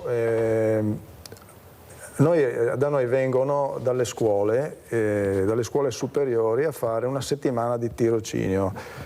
Allora vengono in ortopedia, che diciamo è una branca già molto specialistica, forse sarebbe più opportuno magari frequentassero la medicina o la chirurgia generale, che sono branche, diciamo, i pilastri, cioè ogni ospedale ha i suoi pilastri, cioè che sono medicina, chirurgia e ostetricia, quello è diciamo, è il fondamentale. Dopo l'ortopedia perché è molto capillare sul territorio, perché per tantissime cose, perché la traumatologia è la prima cosa, è frequentissima, di conseguenza così. Però vengono da noi. Abbiamo una selva di regole che impediscono a sti ragazzi che vengono a vedere, a frequentare, a poter anche vedere di più. Io li faccio, adesso non dovrei dire, però li faccio venire anche in sala operatoria con tutte le accortezze, ecco, perché mi dicono, ma Sebbi, dovremmo però, sì ho capito io, però almeno facciamoli affacciare, perché se questo ha il barlume di fare medicina, io cerco di dargli uno stimolo in più, che domani guarda che bello, che mi piacerebbe provare, cioè, capito? Per cui diciamo, dobbiamo, ecco, lei avete parlato di empatia prima, è questo il discorso, vanno appassionati, cioè bisogna trasmettere la passione, perché se uno non trasmette la passione, se il nostro diventa un mero lavoro molto freddo, molto tecnico. Io do per scontato che un medico dopo anni di professione sappia fare le cose. Io do per scontato, uno sarà più bravo a operare il ginocchio, l'altro più bravo a fare la spalla, l'altro più bravo a fare l'anca, l'altro sarà un ottimo traumatologo, magari farà meno chirurgia elettiva, ma do per scontato che lo sappia fare, perché per fare una buona chirurgia basta avere molta buona volontà e avere delle conoscenze ovviamente che sviluppano poi le competenze, no? Però poi è quello che hai dentro che ti fa, cioè è lì che devi trasmettere, cioè, il problema della comunicazione è tutto, bisogna appassionare le persone, trasmettere passione, questa è la chiave di volta di tutto, senza questo non si va molto lontano. Allora, sa perché mi è venuta questa idea, lo dico a tutti e tre i miei ospiti, io ho avuto un ricercatore molto giovane, giovanissimo, che ha scoperto la stella variabile. E lui ha raccontato questa scoperta. Com'è nata questa scoperta? Di sicuro ha detto Mirella, se io fossi dato in ITER, Google, qualsiasi altra cosa, anche no. Sono andato all'osservatorio astronomico. Sono entrato e là è scattato qualcosa in me, una cosa incredibile, che non avrei mai immaginato. E là la passione è esplosa. Ed è riuscito a scoprire la stella variabile, non si è più staccato. Se io non avessi fatto questo percorso, anche all'interno della scuola, io non mi sarei mai appassionato, questo lo posso dire tranquillamente. Capisce perché dico che bisogna intrigarli? Certo, perché chissà che meraviglie abbiamo dentro questi ragazzi, che non sanno neanche loro di averle, ma se li facciamo toccare con mano varie cose, è possibile che non riusciamo a intrigarli. Perché poi alla fine sono svegli, sono preparati, se riesci a aprirli un pochino, sono fiumi in piena e ti dicono delle cose che tu rimani con la bocca aperta, ma sono talmente chiusi, perché tanto, sindaco, sa cosa mi dicono? Mirella, quando riesco a aprirli, non è mica facile. E chi vuoi che ci ascolti? Guarda che il tuo è tempo sprecato, mi dicono, Mirella, non ti ascolteranno. Perché sono altre le cose che a loro interessa il business, di noi non gliene frega niente, guarda come hanno ridotto l'ambiente. Questo dicono, sindaco, per questo io dico che avete una forza enorme voi sindaci, visto che c'è anche l'unione dei sindaci, che siete riusciti a fare squadra. Voi avete la forza degli eserciti che sono i cittadini, che sanno che se siete bravi, seminate bene, vi rieleggono, vi fanno fare anche il terzo mandato a volte, perché siete stati bravi. Allora questa forza di eserciti che l'avete, perché voi ce l'avete, non ce l'ha il politico, ce l'avete voi, perché i problemi sono gli stessi da nord a sud, da est a ovest, non è che cambiamo le cose. Forse avete una forza che voi non vi rendete conto, siete tiepidi, voi avete i punti di riferimento a Roma che devono ascoltarvi, non farsi, dopo avrò Elena Donazzan, perciò glielo chiederò anche all'onorevole Elena Donazà che si collegherà con noi da Strasburgo. Ecco, la formazione, noi avevamo la formazione che era fondamentale.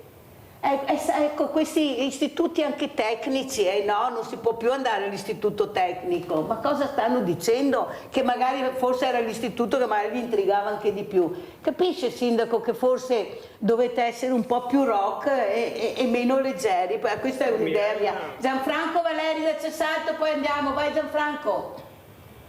Sì, buongiorno signora Mirella. Buongiorno. Buongiorno dottore, buongiorno dottoressa, buongiorno. Complimenti per la sanità pubblica e buongiorno signor Sindaco. Signor Sindaco, mi rivolgo a lei con questa piccola domanda. Io sono un anziano, ecco, lei ha detto che non c'è neanche più nessuno che vuole fare il sindaco, candidarsi al sindaco. Questa ricetta io l'ho detto, no, ma guardi signor Sindaco, lei è giovane e deve ascoltare cosa sto dicendo. Ecco, questa ricetta che io la dico dal 1994, 96, quando è stato che tutti battevano le mani per la distruzione della politica. Cioè tutti sembrava che fosse in Italia, invece lì è stato il disastro, perché anche i piccoli comuni come il mio, tutti i piccoli comuni avevano una sede di partito, c'era il Partito Comunista che l'aveva, c'era la Democrazia Cristiana che l'aveva, ci adescavano quando avevamo ancora i pantaloni corti e chi andava, chi in proporzione alle varie idee andava e faceva politica e lì finanziava anche il volontariato perché tanti andavano dentro il volontariato dappertutto, però qui abbiamo solo fatto partiti personali, che non lo pensa come il capo è tagliato fuori e arrivederci Roma. Poi signor Sindaco una cosa voglio dire, basta opere pubbliche signor Sindaco, basta opere pubbliche, dobbiamo mettere i soldi nella manutenzione, sono d'accordo che nella manutenzione si prende voti, però guardi che sono tante opere pubbliche che praticamente rimangono lì e lì se non abbiamo cura del territorio, della sanità, cioè praticamente faremo una brutta fine. Basta opere pubbliche che non servono a niente e più soldi nella manutenzione. Buongiorno e grazie e buon lavoro. Grazie, noi anche la salute pubblica, sentiamo cosa ha detto anche il direttore Francesco Benazzi, che salutiamo, questo direttore che ha capito l'importanza della comunicazione e grazie anche a lui ho delle eccellenze veramente. Perciò andiamo a sentire cosa ha detto, perché c'è anche l'influenza che dobbiamo combattere. Molti trevigiani in questi giorni sono a letto con le cosiddette sindromi parainfluenzali, qualche linea di febbre, raffreddore e mal di gola, complice il repentino abbassamento delle temperature degli ultimi giorni. Abbiamo ovviamente un aumento anche in questo caso dei ricoveri e per fortuna questi si bilanciano con la riduzione netta dei ricoveri per Covid. Abbiamo solo 5 persone ricoverate contro le 30 la settimana che avevamo, invece sono aumentate quelle delle sindromi parainfluenzali che hanno tosse, chiaramente sintomi simili, sindromi respiratori anche importanti, perché qualcuno è anche ovviamente in semi-intensiva. Al momento invece non si registrano ancora casi di influenza stagionale. L'ULSS-2 è in attesa di avere comunicazione da parte della Regione per l'avvio della campagna vaccinale. Dovremmo iniziare la campagna vaccinale il 7 di ottobre, coinvolgendo come sempre medici di famiglia, pediatri di libera scelta e farmacie di servizi, nonché ovviamente i nostri ambulatori. Vaccino antinfluenzale che potrebbe essere somministrato in un'unica seduta con quello anti-Covid. E a proposito di Covid, Benazzi si complimenta con direttori e operatori delle RSA per il grande lavoro di prevenzione fatto nelle strutture. Su 12.000 persone che sono nelle residenze sanitarie assistite, nelle case di riposo, tra operatori e ospiti, solo 5 sono positivi al Covid. Quindi questo è un segno di una forte attenzione. Avete capito il messaggio? Bisogna vaccinarsi, specialmente i fragili. Allora, dottor Melchior, come ci saluta? Beh, io ringrazio ovviamente dell'opportunità di aver parlato anche del servizio pubblico che l'ortopedia di Conegliano Vittorio Veneto può dare, e di una minima parte, una piccola parte, che è questa dell'ortopedia pediatrica, che invece è minima ma è importantissima, perché è una risposta alle esigenze dei cittadini. Noi l'abbiamo così fatto per il nostro territorio, però ovviamente è aperto, è come l'ospedale, io dico sempre, è come una chiesa, è sempre aperta, è aperta per tutti coloro che hanno bisogno di entrare per cercare un momento di conforto. Per cui noi siamo aperti a tutti coloro che ne hanno bisogno e spero di poter così valorizzare ulteriormente la nostra sanità pubblica. Grazie veramente, dottor Claudio Melchior. Sentiamo anche la dottoressa Erika Lellio. Dottoressa, come ci saluta? Beh, vi ringrazio per l'opportunità e spero possa essere servito a far conoscere questo servizio. E ce la mettiamo tutta. Non c'è dubbio. Cerchiamo di fornire al massimo il nostro servizio facendo meglio che possiamo e dando una continuità. Grazie veramente anche alla dottoressa Erika Lellio. Sentiamo come ci saluta il sindaco Mortadello. Grazie Mirella, grazie soprattutto ai dottori in studio. Grazie anche a chi è intervenuto da casa, ma ricordatevi che se siamo così è perché abbiamo dei rappresentanti in Parlamento che si presentano quando ci sono le elezioni e dopo spariscono. E ricordatevi che i sindaci tutti sono sempre in trincea e facciamo delle guerre vere e proprie con le pistole ad acqua perché non ci danno gli strumenti. Quindi grazie a tutti e se passate per Montegrotto siete i benvenuti. Forse se prendete il taser forse va meglio perché dà una scossa che forse riuscite ad arrivare di più che non con le pistole a acqua, caro sindaco. Ecco, per quello non vi ascoltano. Grazie veramente sindaco Mortadello, si ricordi di quella persona sempre e comunque mi tenga informata. Grazie, grazie a questi medici importantissimi. Pubblicità.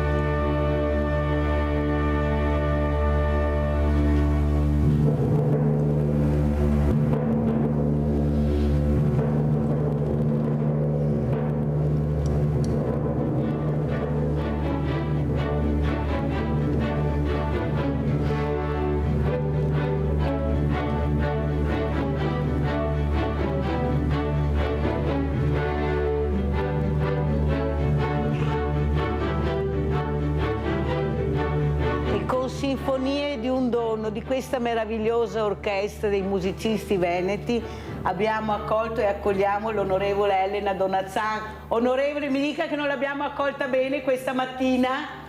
Pensi, un'orchestra fatta dai 12 ai 22 anni, un'orchestra di un privato a Treviso che accoglie tutti i musicisti del Veneto, più di 1000 ne sono passati in questa orchestra, perciò lei per la prima volta penso abbia sentito questa orchestra meravigliosa fatta di ragazzi giovani, 12-22 anni. Saluto anche il professor Marco Valletta, docente all'Istituto Alberghiero Maffioli Castelfranco Veneto. Ma che gioia Mirella, che gioia Mirella essere qui con Marco. Ciao, io dicevo che lei era la mia assessore preferita, adesso è la mia parlamentare europea preferita, quindi insomma va bene così. Io non lo sapevo, gioia, onorevole Donazzano, non lo sapevo proprio, però mi fa piacere, e mi fa piacere averla accolta con questi ragazzi, perché lei ha dato un segnale in Regione Veneto proprio con la formazione. Io prima sentire il sindaco Mortandello che diceva che i giovani non vogliono fare volontariato, non vogliono fare niente, che il mondo del volontariato finirà perché non ci sarà nessun ricambio, mi sono venuti i brividi, perché non è vero, non è vero, e l'orchestra, che perciò è cultura, storia, professionalità, lo dimostra. Intanto che aria tira a Strasburgo, onorevole, prego. È una settimana intensa perché abbiamo iniziato i lavori ieri con una votazione che voleva essere una votazione contro la sovranità italiana, riguardava l'accordo che l'Italia ha sottoscritto con l'Albania, quindi 2 stati, uno dentro l'Europa e l'altro ovviamente che vorrebbe in attesa, ma insomma un accordo bilaterale per fare in modo che ci possa essere una gestione dei migranti fatta come Dio comanda, cioè senza sfruttamento, con la regolarità, e come abbiamo letto in queste settimane, in questi ultimi giorni, una sentenza di un tribunale italiano molto duramente criticata dal nostro ministro Nordio, che ha detto giustamente che la magistratura non dovrebbe superare la soglia dell'interpretazione politica. Oggi anche l'ex presidente Violante ha detto la stessa cosa che ha detto Nordio, quindi destra e sinistra, quando si ama la legge, quando si è rispettosi della sovranità di un governo nella politica e della sovranità di uno Stato, si deve andare sulla stessa strada. Insomma, ieri è stato un inizio frizzante perché c'è stata una richiesta di votazione da parte dell'estrema sinistra ed è stata bocciata dall'Aula. Quindi ieri così, domani mattina invece interverrò io sul tema dell'acciaio, che è un argomento, un settore strategico, un argomento molto rilevante, perché noi oggi siamo nel paradosso tutto europeo che tante volte ci ha fatto criticare l'Europa, che è quello di essere invasi da produzioni che arrivano da non si sa quale parte del mondo, che non rispettano le regole che invece noi ci siamo dati, molto stringenti, alle volte troppo stringenti, e quindi il paradosso è che il nostro settore muore è a favore di invasione di prodotti non italiani, non europei. Ecco, quindi è una settimana intensa. Sentiamo come commenta anche il professor Marco Valletta, sia le parole che ha detto l'onorevole Donazà in merito a questa meraviglia che abbiamo la fortuna di avere in questo paese. Eravamo la 4ª potenza mondiale, non dimentichiamocelo, specialmente poi il nord-est, cosa veramente ha cercato di dire e di fare, creando delle veramente anche le start-up ad esempio che le abbiamo. Prego professore. Ma intanto le auguro buon lavoro all'onorevole, perché lei è sempre tenace e grintosa, no? E poi ha un piglio, diciamo così, di essere una donna determinata, e questa è una cosa molto bella per vedere nel mondo della politica, perché spesso quando si parla proprio di rapporti, no, legati tra giovani e meno giovani, è che spesso noi adulti non siamo un esempio di qualità per i nostri giovani e pretendiamo che loro facciano tutto da solo, ma in qualsiasi generazione, in qualsiasi tempo, i giovani in effetti non hanno mai soddisfatto il gusto di quelli più adulti, no? Quindi si ripete questa cosa, però in effetti noi incrociamo le dita per avere dei giovani di qualità, visto che tu hai mandato la sinfonia di quei giovani delle promesse.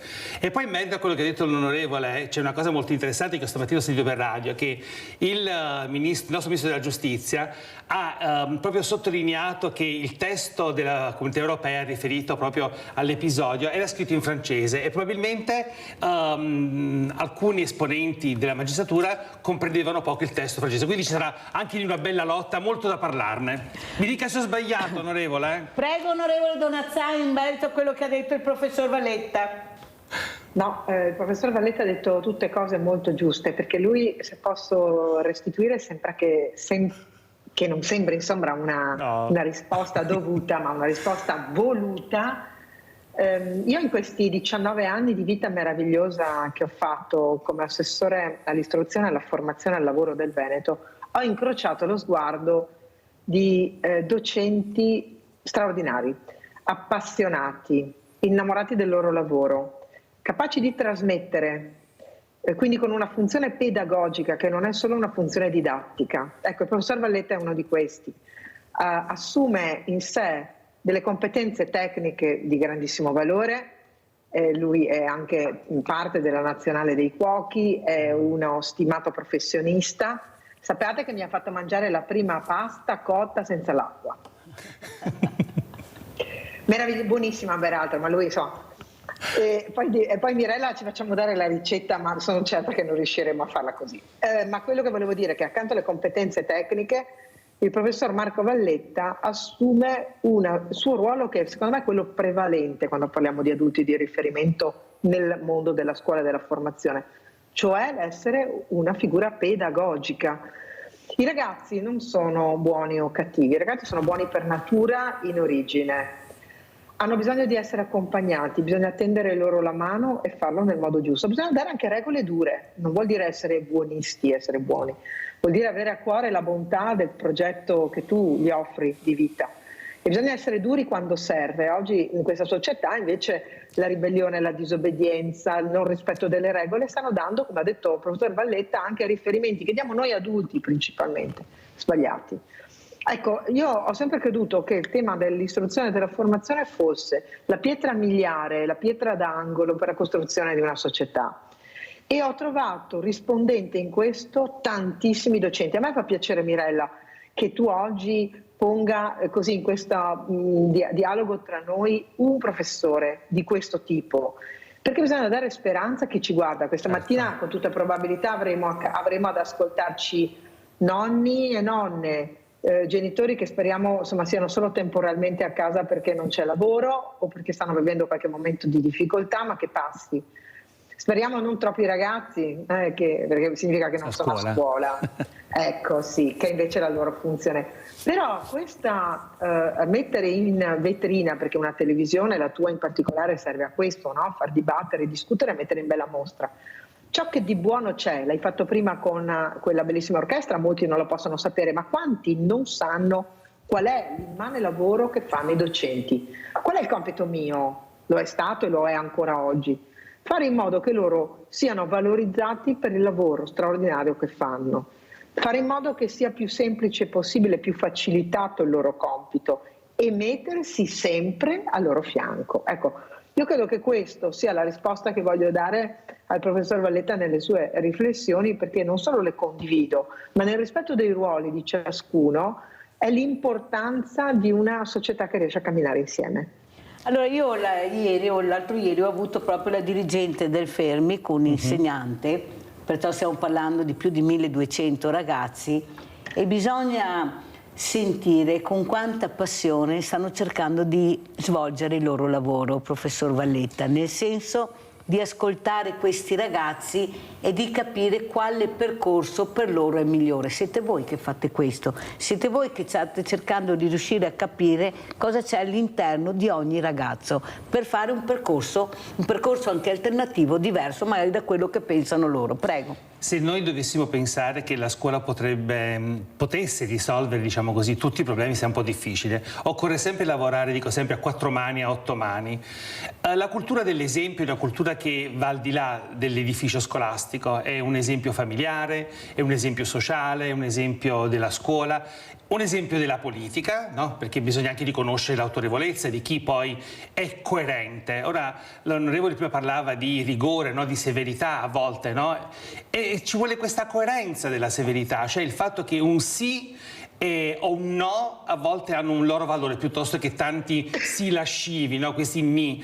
E questa è una cosa che purtroppo sempre meno si trova in casa e si trova fuori casa. La scuola è una parte delle agenzie educative perché la parrocchia può educare, la vita degli scout può educare, l'orchestra può educare, ma il problema a cosa serve? Educare in virtù di farsi capire, farsi comprendere. Noi dobbiamo essere piuttosto che efficienti in senso, diciamo così, ampio, però dobbiamo essere efficaci e quindi noi docenti abbiamo una responsabilità, la scuola ce l'ha una responsabilità, ma spesso questa responsabilità non è contagiosa, non è contagiabile, magari potessimo bere un'acqua contagiata di disponibilità verso i giovani, e i giovani a volte questo lo sentono. Ora noi siamo stati giovani, ma vivevamo un'altra epoca, in un altro tempo, in altri contesti. Oggi i giovani, io mi relaziono con i ragazzi a volte di 14 anni che vengono dalle scuole medie, hanno una capacità per esempio di parlare, io sono un istituto professionale a Castelfranco Veneto, una capacità di parlare, di avere un pensiero libero e soprattutto essere coerenti con un loro principio di aspettativa, di attesa, cosa che magari nei genitori, forse in noi adulti questo non c'è. E questo secondo me è quello che bisogna testimoniare. Gli studenti non devono essere riempiti come dei vasi solo di conoscenze astratte, ma devono avere la possibilità di poter valorizzare le loro competenze, la famosa attività che oggi i pedagogisti sostengono, attività formale, informale, le grandissime opportunità. Beh, quando uno esce di casa si educa, si forma, e se esce di casa e trova degli esempi di qualità coerenti e corretti, probabilmente non c'è la possibilità di prendere scorciatoie. Onorevole Donazza, ha sentito cosa ha detto il professor Valletta, soprattutto l'apprendimento che è la formazione, che è fondamentale. Prima abbiamo sentito anche il dottor Melchior e la dottoressa Lelio quanto importante è veramente questa formazione che viene fatta anche all'interno degli ospedali, all'interno delle fabbriche, all'interno delle scuole. Io penso che lei sia stata la prima a credere nella formazione, si è impegnata molto, o sbaglio? Perché io dico quello che è, non è che però è la verità e bisogna anche dirla. Prego. Grazie Mirella, diciamo che mi sono dedicata totalmente e convintamente. Perché poi il frutto, sono anche una donna fortunata in politica perché ho visto anche il frutto del mio lavoro, spesso non si riesce a vederlo per tante ragioni, quindi io sono stata veramente molto fortunata. Tra le cose che voglio sottolineare di Valletta e che si legano a quello che adesso tu hai messo come stimolo, cioè la formazione, è che quando si esce di casa si impara. Ma quando si va nei luoghi delle agenzie educative, ovviamente anche in casa si imparano, ma quello è a dire nel mondo si impara, vuol dire cogliere le opportunità che ci sono. Cos'è la formazione? La formazione che abbiamo organizzato e strutturato in Veneto in un certo modo è proprio questo, un'opportunità che abbiamo creato nella disponibilità di giovani, di adulti che vogliono accompagnare questi giovani nella formazione. Guardate, non è scontato che sia così. Io in questi 19 anni non solo ho cercato di valorizzare la straordinaria formazione che avevamo in Veneto, valorizzandola in tante sedi. Il professor Valletta sa tutte le iniziative che abbiamo fatto, per esempio nella Fiera Nazionale dell'Orientamento, a Giobbe Orienta, che è la vetrina principale, l'abbiamo fatta diventare con l'accento veneto, no? Come se si parlasse la nostra lingua, in questo caso non solo come dialetto, ma proprio come modello di vita. L'abbiamo messa in questa fiera nazionale, portando nell'ultima edizione, questo è stato un mio obiettivo, quasi tutte le regioni italiane, ne mancavano 2 o 3 all'appello, ma per ragioni proprio di loro impossibilità. Quindi 18 regioni italiane sono venute a trattare con noi di che cos'è la formazione, di cos'è la formazione professionale, di come si impara facendo, di come si impara nelle esperienze lavorative, di come il lavoro non sia qualcosa di distante o di diverso, ma sia un altro modo di imparare, accompagnati ovviamente. Ecco, questa forma è quello che è diventata l'ossatura del progetto, diciamo così, di questo modello veneto che tu attribuisci a me. Io dico che l'ho condiviso molto con docenti come Valletta, con scuole della formazione professionale che non ho mai tenuto divise tra scuola dello Stato e scuola della regione, diciamo così. Perché? Ma perché alla famiglia, al ragazzo, tu devi dare un messaggio che sia il più possibile armonioso, unitario. Il più possibile unitario, esatto, tanto che, grazie professore, io ho scritto una legge nel 2017 il cui titolo è Sistema Educativo del Veneto Unitario. Ecco, questo è quello che accompagna ed è quello che ha portato anche i risultati, per cui sono stata una totale convinta sostenitrice, sì. Lo sono a tal punto qui che mi sono fatta dare il dossier della revisione del Fondo Sociale Europeo, cioè tra tutti i membri del Parlamento Europeo del mio gruppo dei conservatori. Io ho detto vabbè, chi è che ha più competenze di me? No? È come dire, c'era qualcun altro che lo voleva questo dossier, però tutti hanno riconosciuto che avere governato il Veneto, terra da 5 milioni di abitanti, grande come uno Stato, con i risultati conseguiti grazie alla formazione professionale, meritava che fossi io la relatrice e non qualcun altro. E questo ve lo restituisco come lavoro svolto insieme. Allora, io ho avuto la fortuna di conoscere, lei lo conosce molto bene, il consigliere Tommaso Razzolini, il quale, e io li ho invitati, mi mandava dei video di questi ragazzi che si creavano da soli dei lavori alternativi, ragazzi meravigliosi, e li facevo vedere per far capire la creatività e soprattutto credere in se stessi, professor Valletta.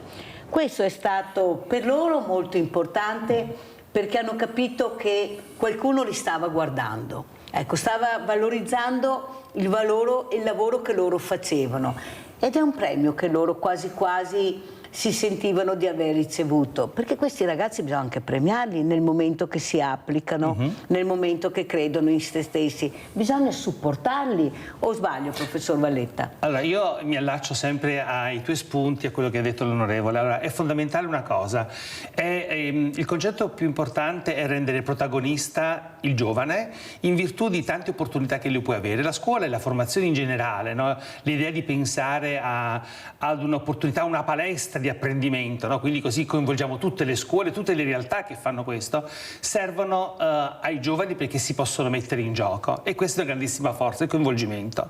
C'è un errore di fondo, c'è probabilmente che l'ente organizzatore, no? A volte non fa un buon reclutamento, perché a volte noi docenti non siamo sempre sensibili, attenti, preparati, e questo è un problema che l'onorevole e i suoi colleghi dovranno prima o poi risolvere, rendersi conto di questo, perché il reclutamento di chi è all'interno con i giovani, chi lavora per i giovani, deve essere un reclutamento fatto di qualità e anche con una giusta competenza di fondo. E qui chiudo la parentesi, diciamo così, che riguarda noi adulti, perché i giovani devono avere una chance, il futuro è loro.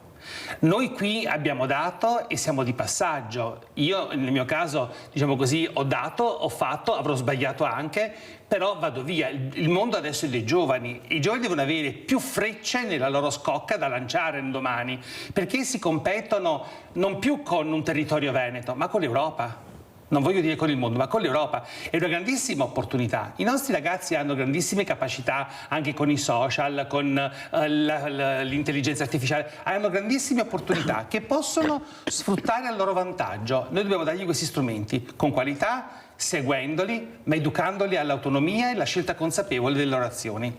Allora, onorevole Donazzani, io all'inizio della trasmissione ho avuto ospite il dottor Altin Staffa, che è un neuroradiologo interventista all'ospedale di Canfoncello di Treviso. Lui è albanese e parlando di questi giovani che vanno all'estero, lui ha citato la Germania e l'ha citata dicendo sì, è vero che la Germania li paga molto di più, però la Germania non fa formazione, pochissimo, investe pochissimo nella formazione, poi riesce a prendere questi bravi ragazzi molto preparati, perché noi li formiamo qui in Italia, sono eccellenze, e quando escono se li prendono, li pagano molto ma non puntano nella formazione. Condivide quello che ha detto il dottor Altin Staffa, onorevole? Allora, ammetto che non conosco il processo formativo della parte sanitaria in Germania, ma conosco molto bene il modello formativo tedesco, invece della formazione soprattutto verso le professioni, diciamo così, legate all'industria e al mondo del lavoro non sanitario. E devo dire che noi ci siamo ispirati alla Germania quando abbiamo trattato della costruzione degli ITS, per esempio, no? Che lei conosce, l'istruzione secondaria tecnologica superiore, dopo il diploma, e la formazione che fanno in Germania tra scuola e lavoro è una formazione molto rilevante, ma non conosco quella sanitaria, quindi certamente il dottore ha detto cose che io non conosco e sicuramente vere. Ma hai detto anche tu una cosa vera e l'ha detta probabilmente anche il medico, cioè che noi spendiamo veramente molto per la formazione dei nostri giovani. Cioè la scuola italiana, a dispetto di quello che noi diciamo, soprattutto la primaria e l'alta formazione, cioè quella accademica, è una formazione che è olistica, cioè che prende la persona a tutto tondo. Pensate che quando ho dovuto gestire crisi aziendali complesse, i cosiddetti cacciatori di teste, cioè sono quelli che vanno a cercarsi il manager più capace di risolvere il problema, in diversi casi mi dissero che cercavano un laureato in filosofia, in Italia quindi, con conoscenza di lingua inglese. Allora, mentre sul primo ce l'avevamo, e il laureato in filosofia che conoscesse bene l'inglese non c'era, e quindi c'è bisogno di mettere insieme competenze. Però quello che ha detto il professor Valletta è un tema che mi sta molto coinvolgendo nell'ultimo periodo, perché si è visto come il reclutamento faccia acqua da tutte le parti. Allora, la Germania fa formazione in ambito, diciamo, territoriale di manifatturiero molto bene, e noi ci siamo ispirati a loro quando abbiamo spinto le scuole della formazione professionale e l'alta formazione degli ITS. Non conosco il tema sanitario, ma certamente l'Italia investe molto, e poi vedere andare via i nostri ragazzi significa perdere un investimento, perché la scuola italiana è gratuita, a larga parte è gratuita, anche quando paghiamo rete universitarie sono contenute, basta fare il paragone con altri percorsi universitari di altri stati, senza scomodare gli Stati Uniti d'America, anche rimanendo in Europa. E quindi noi diamo gratuità, è un investimento dello Stato sociale che ha avuto grande lungimiranza per investire sui propri giovani. Poi però non li teniamo.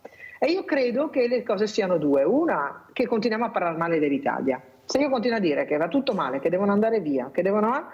Cioè chi è che resta, scusate? Chi se gli parli male di un posto va in quel posto? Allora prima proviamo a dirci quanto è bella l'Italia, perché tornando a noi, ai nostri numeri che dirò domani, noi siamo domani mattina in aula, noi siamo un paese industriale, siamo il secondo paese manifatturiero d'Europa, l'Italia, la nostra meravigliosa piccola terra, senza parlare poi del turismo, che è un settore che conosce benissimo il professor Valletta. Però arrivo sulla questione di Valletta e chiudo. Il reclutamento è fatto in modo fallimentare oggi. Io sto vedendo cosa sta accadendo nella scuola del Veneto, ma può essere in tutta Italia, quella che ha fatto l'igienista, con tutto il bene che è una professione che ha bisogno di competenze, che stanca del fare l'igienista si è presentato, ha proposto la domanda per entrare nella scuola primaria. Oppure il giovane straniero, arrivato in Italia, ha fatto le scuole in Italia, che pur di lavorare, quindi premiato lui, bravo, si mette a provare a fare il sostegno a bambini italiani, non sa manco lui bene parlare la lingua italiana. Sostegno è una cosa delicata, non è un tappabuchi, stiamo parlando di bimbi fragili. Oppure la commercialista che si è stancata di fare la commercialista perché vuole una vita più tranquilla, che tranquilla non è andare a parlare con i ragazzi, che propone il proprio curriculum e sicuramente conosce di materia fiscale, ma torna alla domanda che ci siamo fatti io e Valletta prima. Ma che competenze pedagogiche può avere? Sì.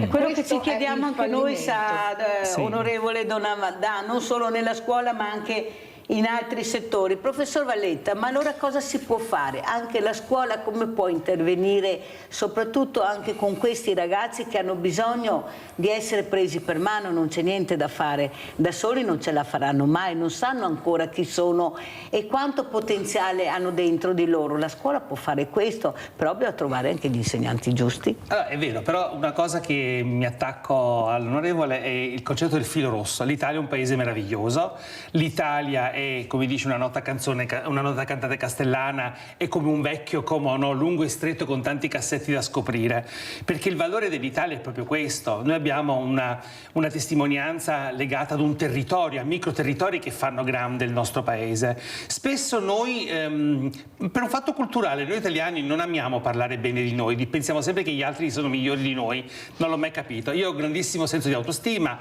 adoro quello che faccio, mi piace quello che faccio e spesso magari posso sembrare anche anche diciamo così presuntuoso, però alla fine il valore più importante è proprio quello, prendere coscienza di...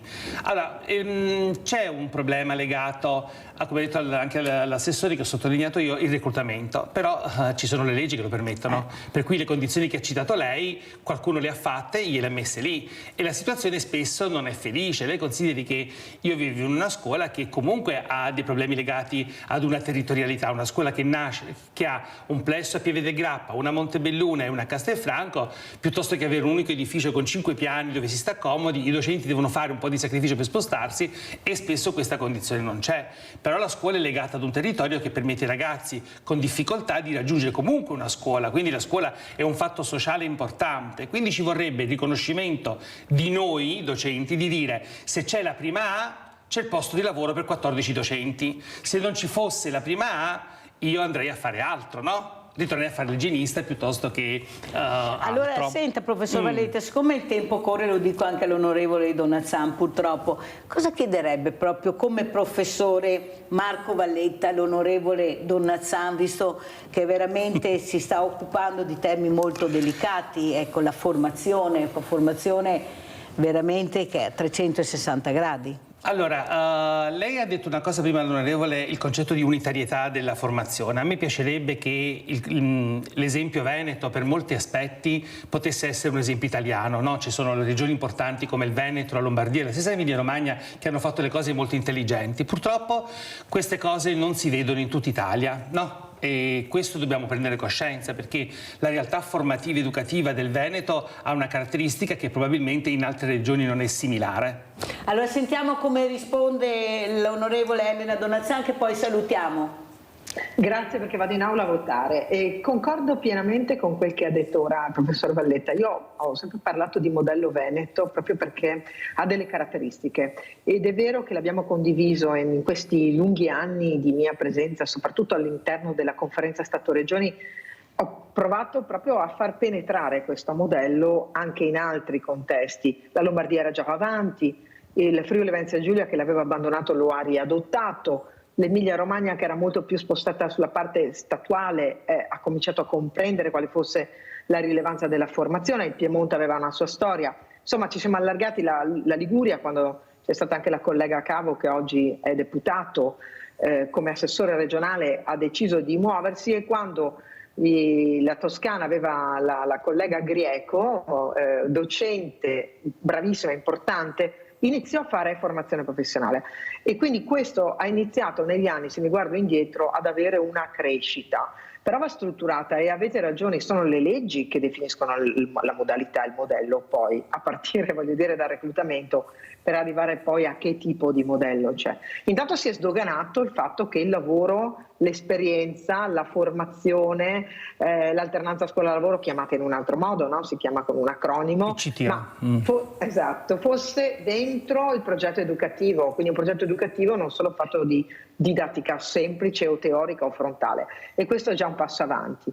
Dobbiamo spingerlo molto di più perché possiamo fare meglio, e possiamo fare meglio proprio a partire dai campioni di questo modello che siamo noi. Grazie, veramente grazie all'onorevole Elena Donazzan, collegata con noi da Strasburgo, veramente grazie, vicepresidente Commissione Industria, che è molto importante capire anche il percorso che si farà. Grazie anche al professor Marco Valletta che mi darà la ricetta per la pasta senza acqua, perché ho aperto scuola di cucina all'Emporio Solidale, perciò professor Valletta mi deve dare questa ricetta. Grazie veramente all'onorevole, allora, buon lavoro. Grazie, e adesso andiamo a pranzo con la proposta di Mirella. Grazie di cuore.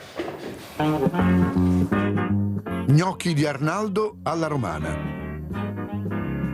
Anche se l'inequivocabile nome Gnocchi alla romana fa chiaramente trasparire la sua appartenenza regionale, pare che ci siano pareri discordanti sulla nascita di questo piatto, che per molti sembrerebbe di derivazione piemontese, soprattutto per l'abbondante uso di burro. Arnaldo ne ha fatto una sua rilettura. Ingredienti per 4 persone. 200 g di polenta, passata di pomodoro, sottilette, 50 grammi di burro, 50 grammi di pecorino grattugiato, sale. Mettete sul fuoco una pentola con acqua salata e quando inizia il bollore versate a pioggia la polenta e, sempre mescolando, lasciate cuocere per alcuni minuti. Versate la polenta sul piano di lavoro e, aiutandovi con la lama bagnata di un coltello, stendete il semolino allo spessore di 1 centimetro circa. Imburrate una pirofila e mettetela da parte.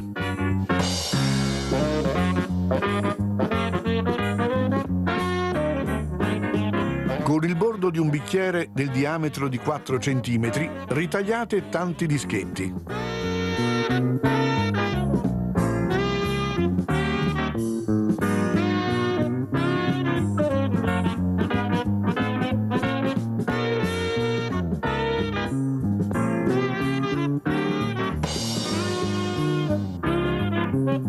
Nella pirofila ben imburrata disponete un primo strato di dischetti.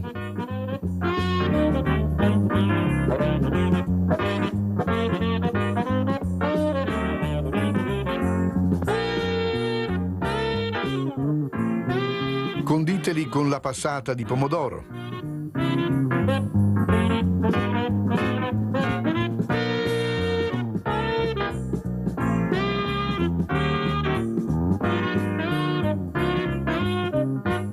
Spolverizzateli con il pecorino grattugiato.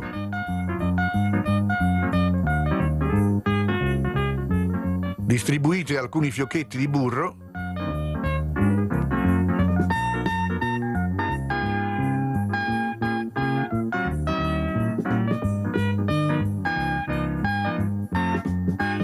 Applicate qualche sottiletta.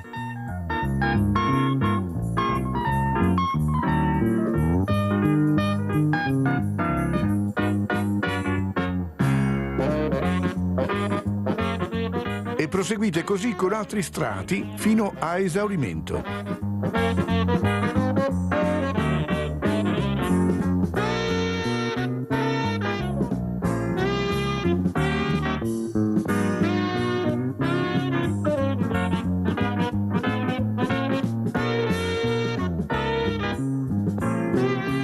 Chiudete con delle sottilette, passata di pomodoro e pecorino.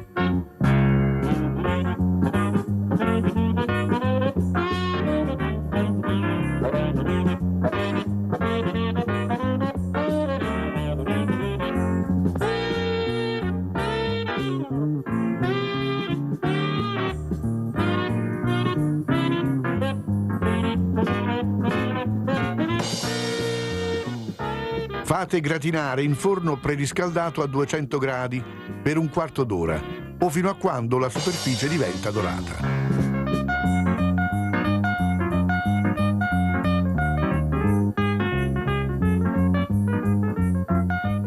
Buon appetito!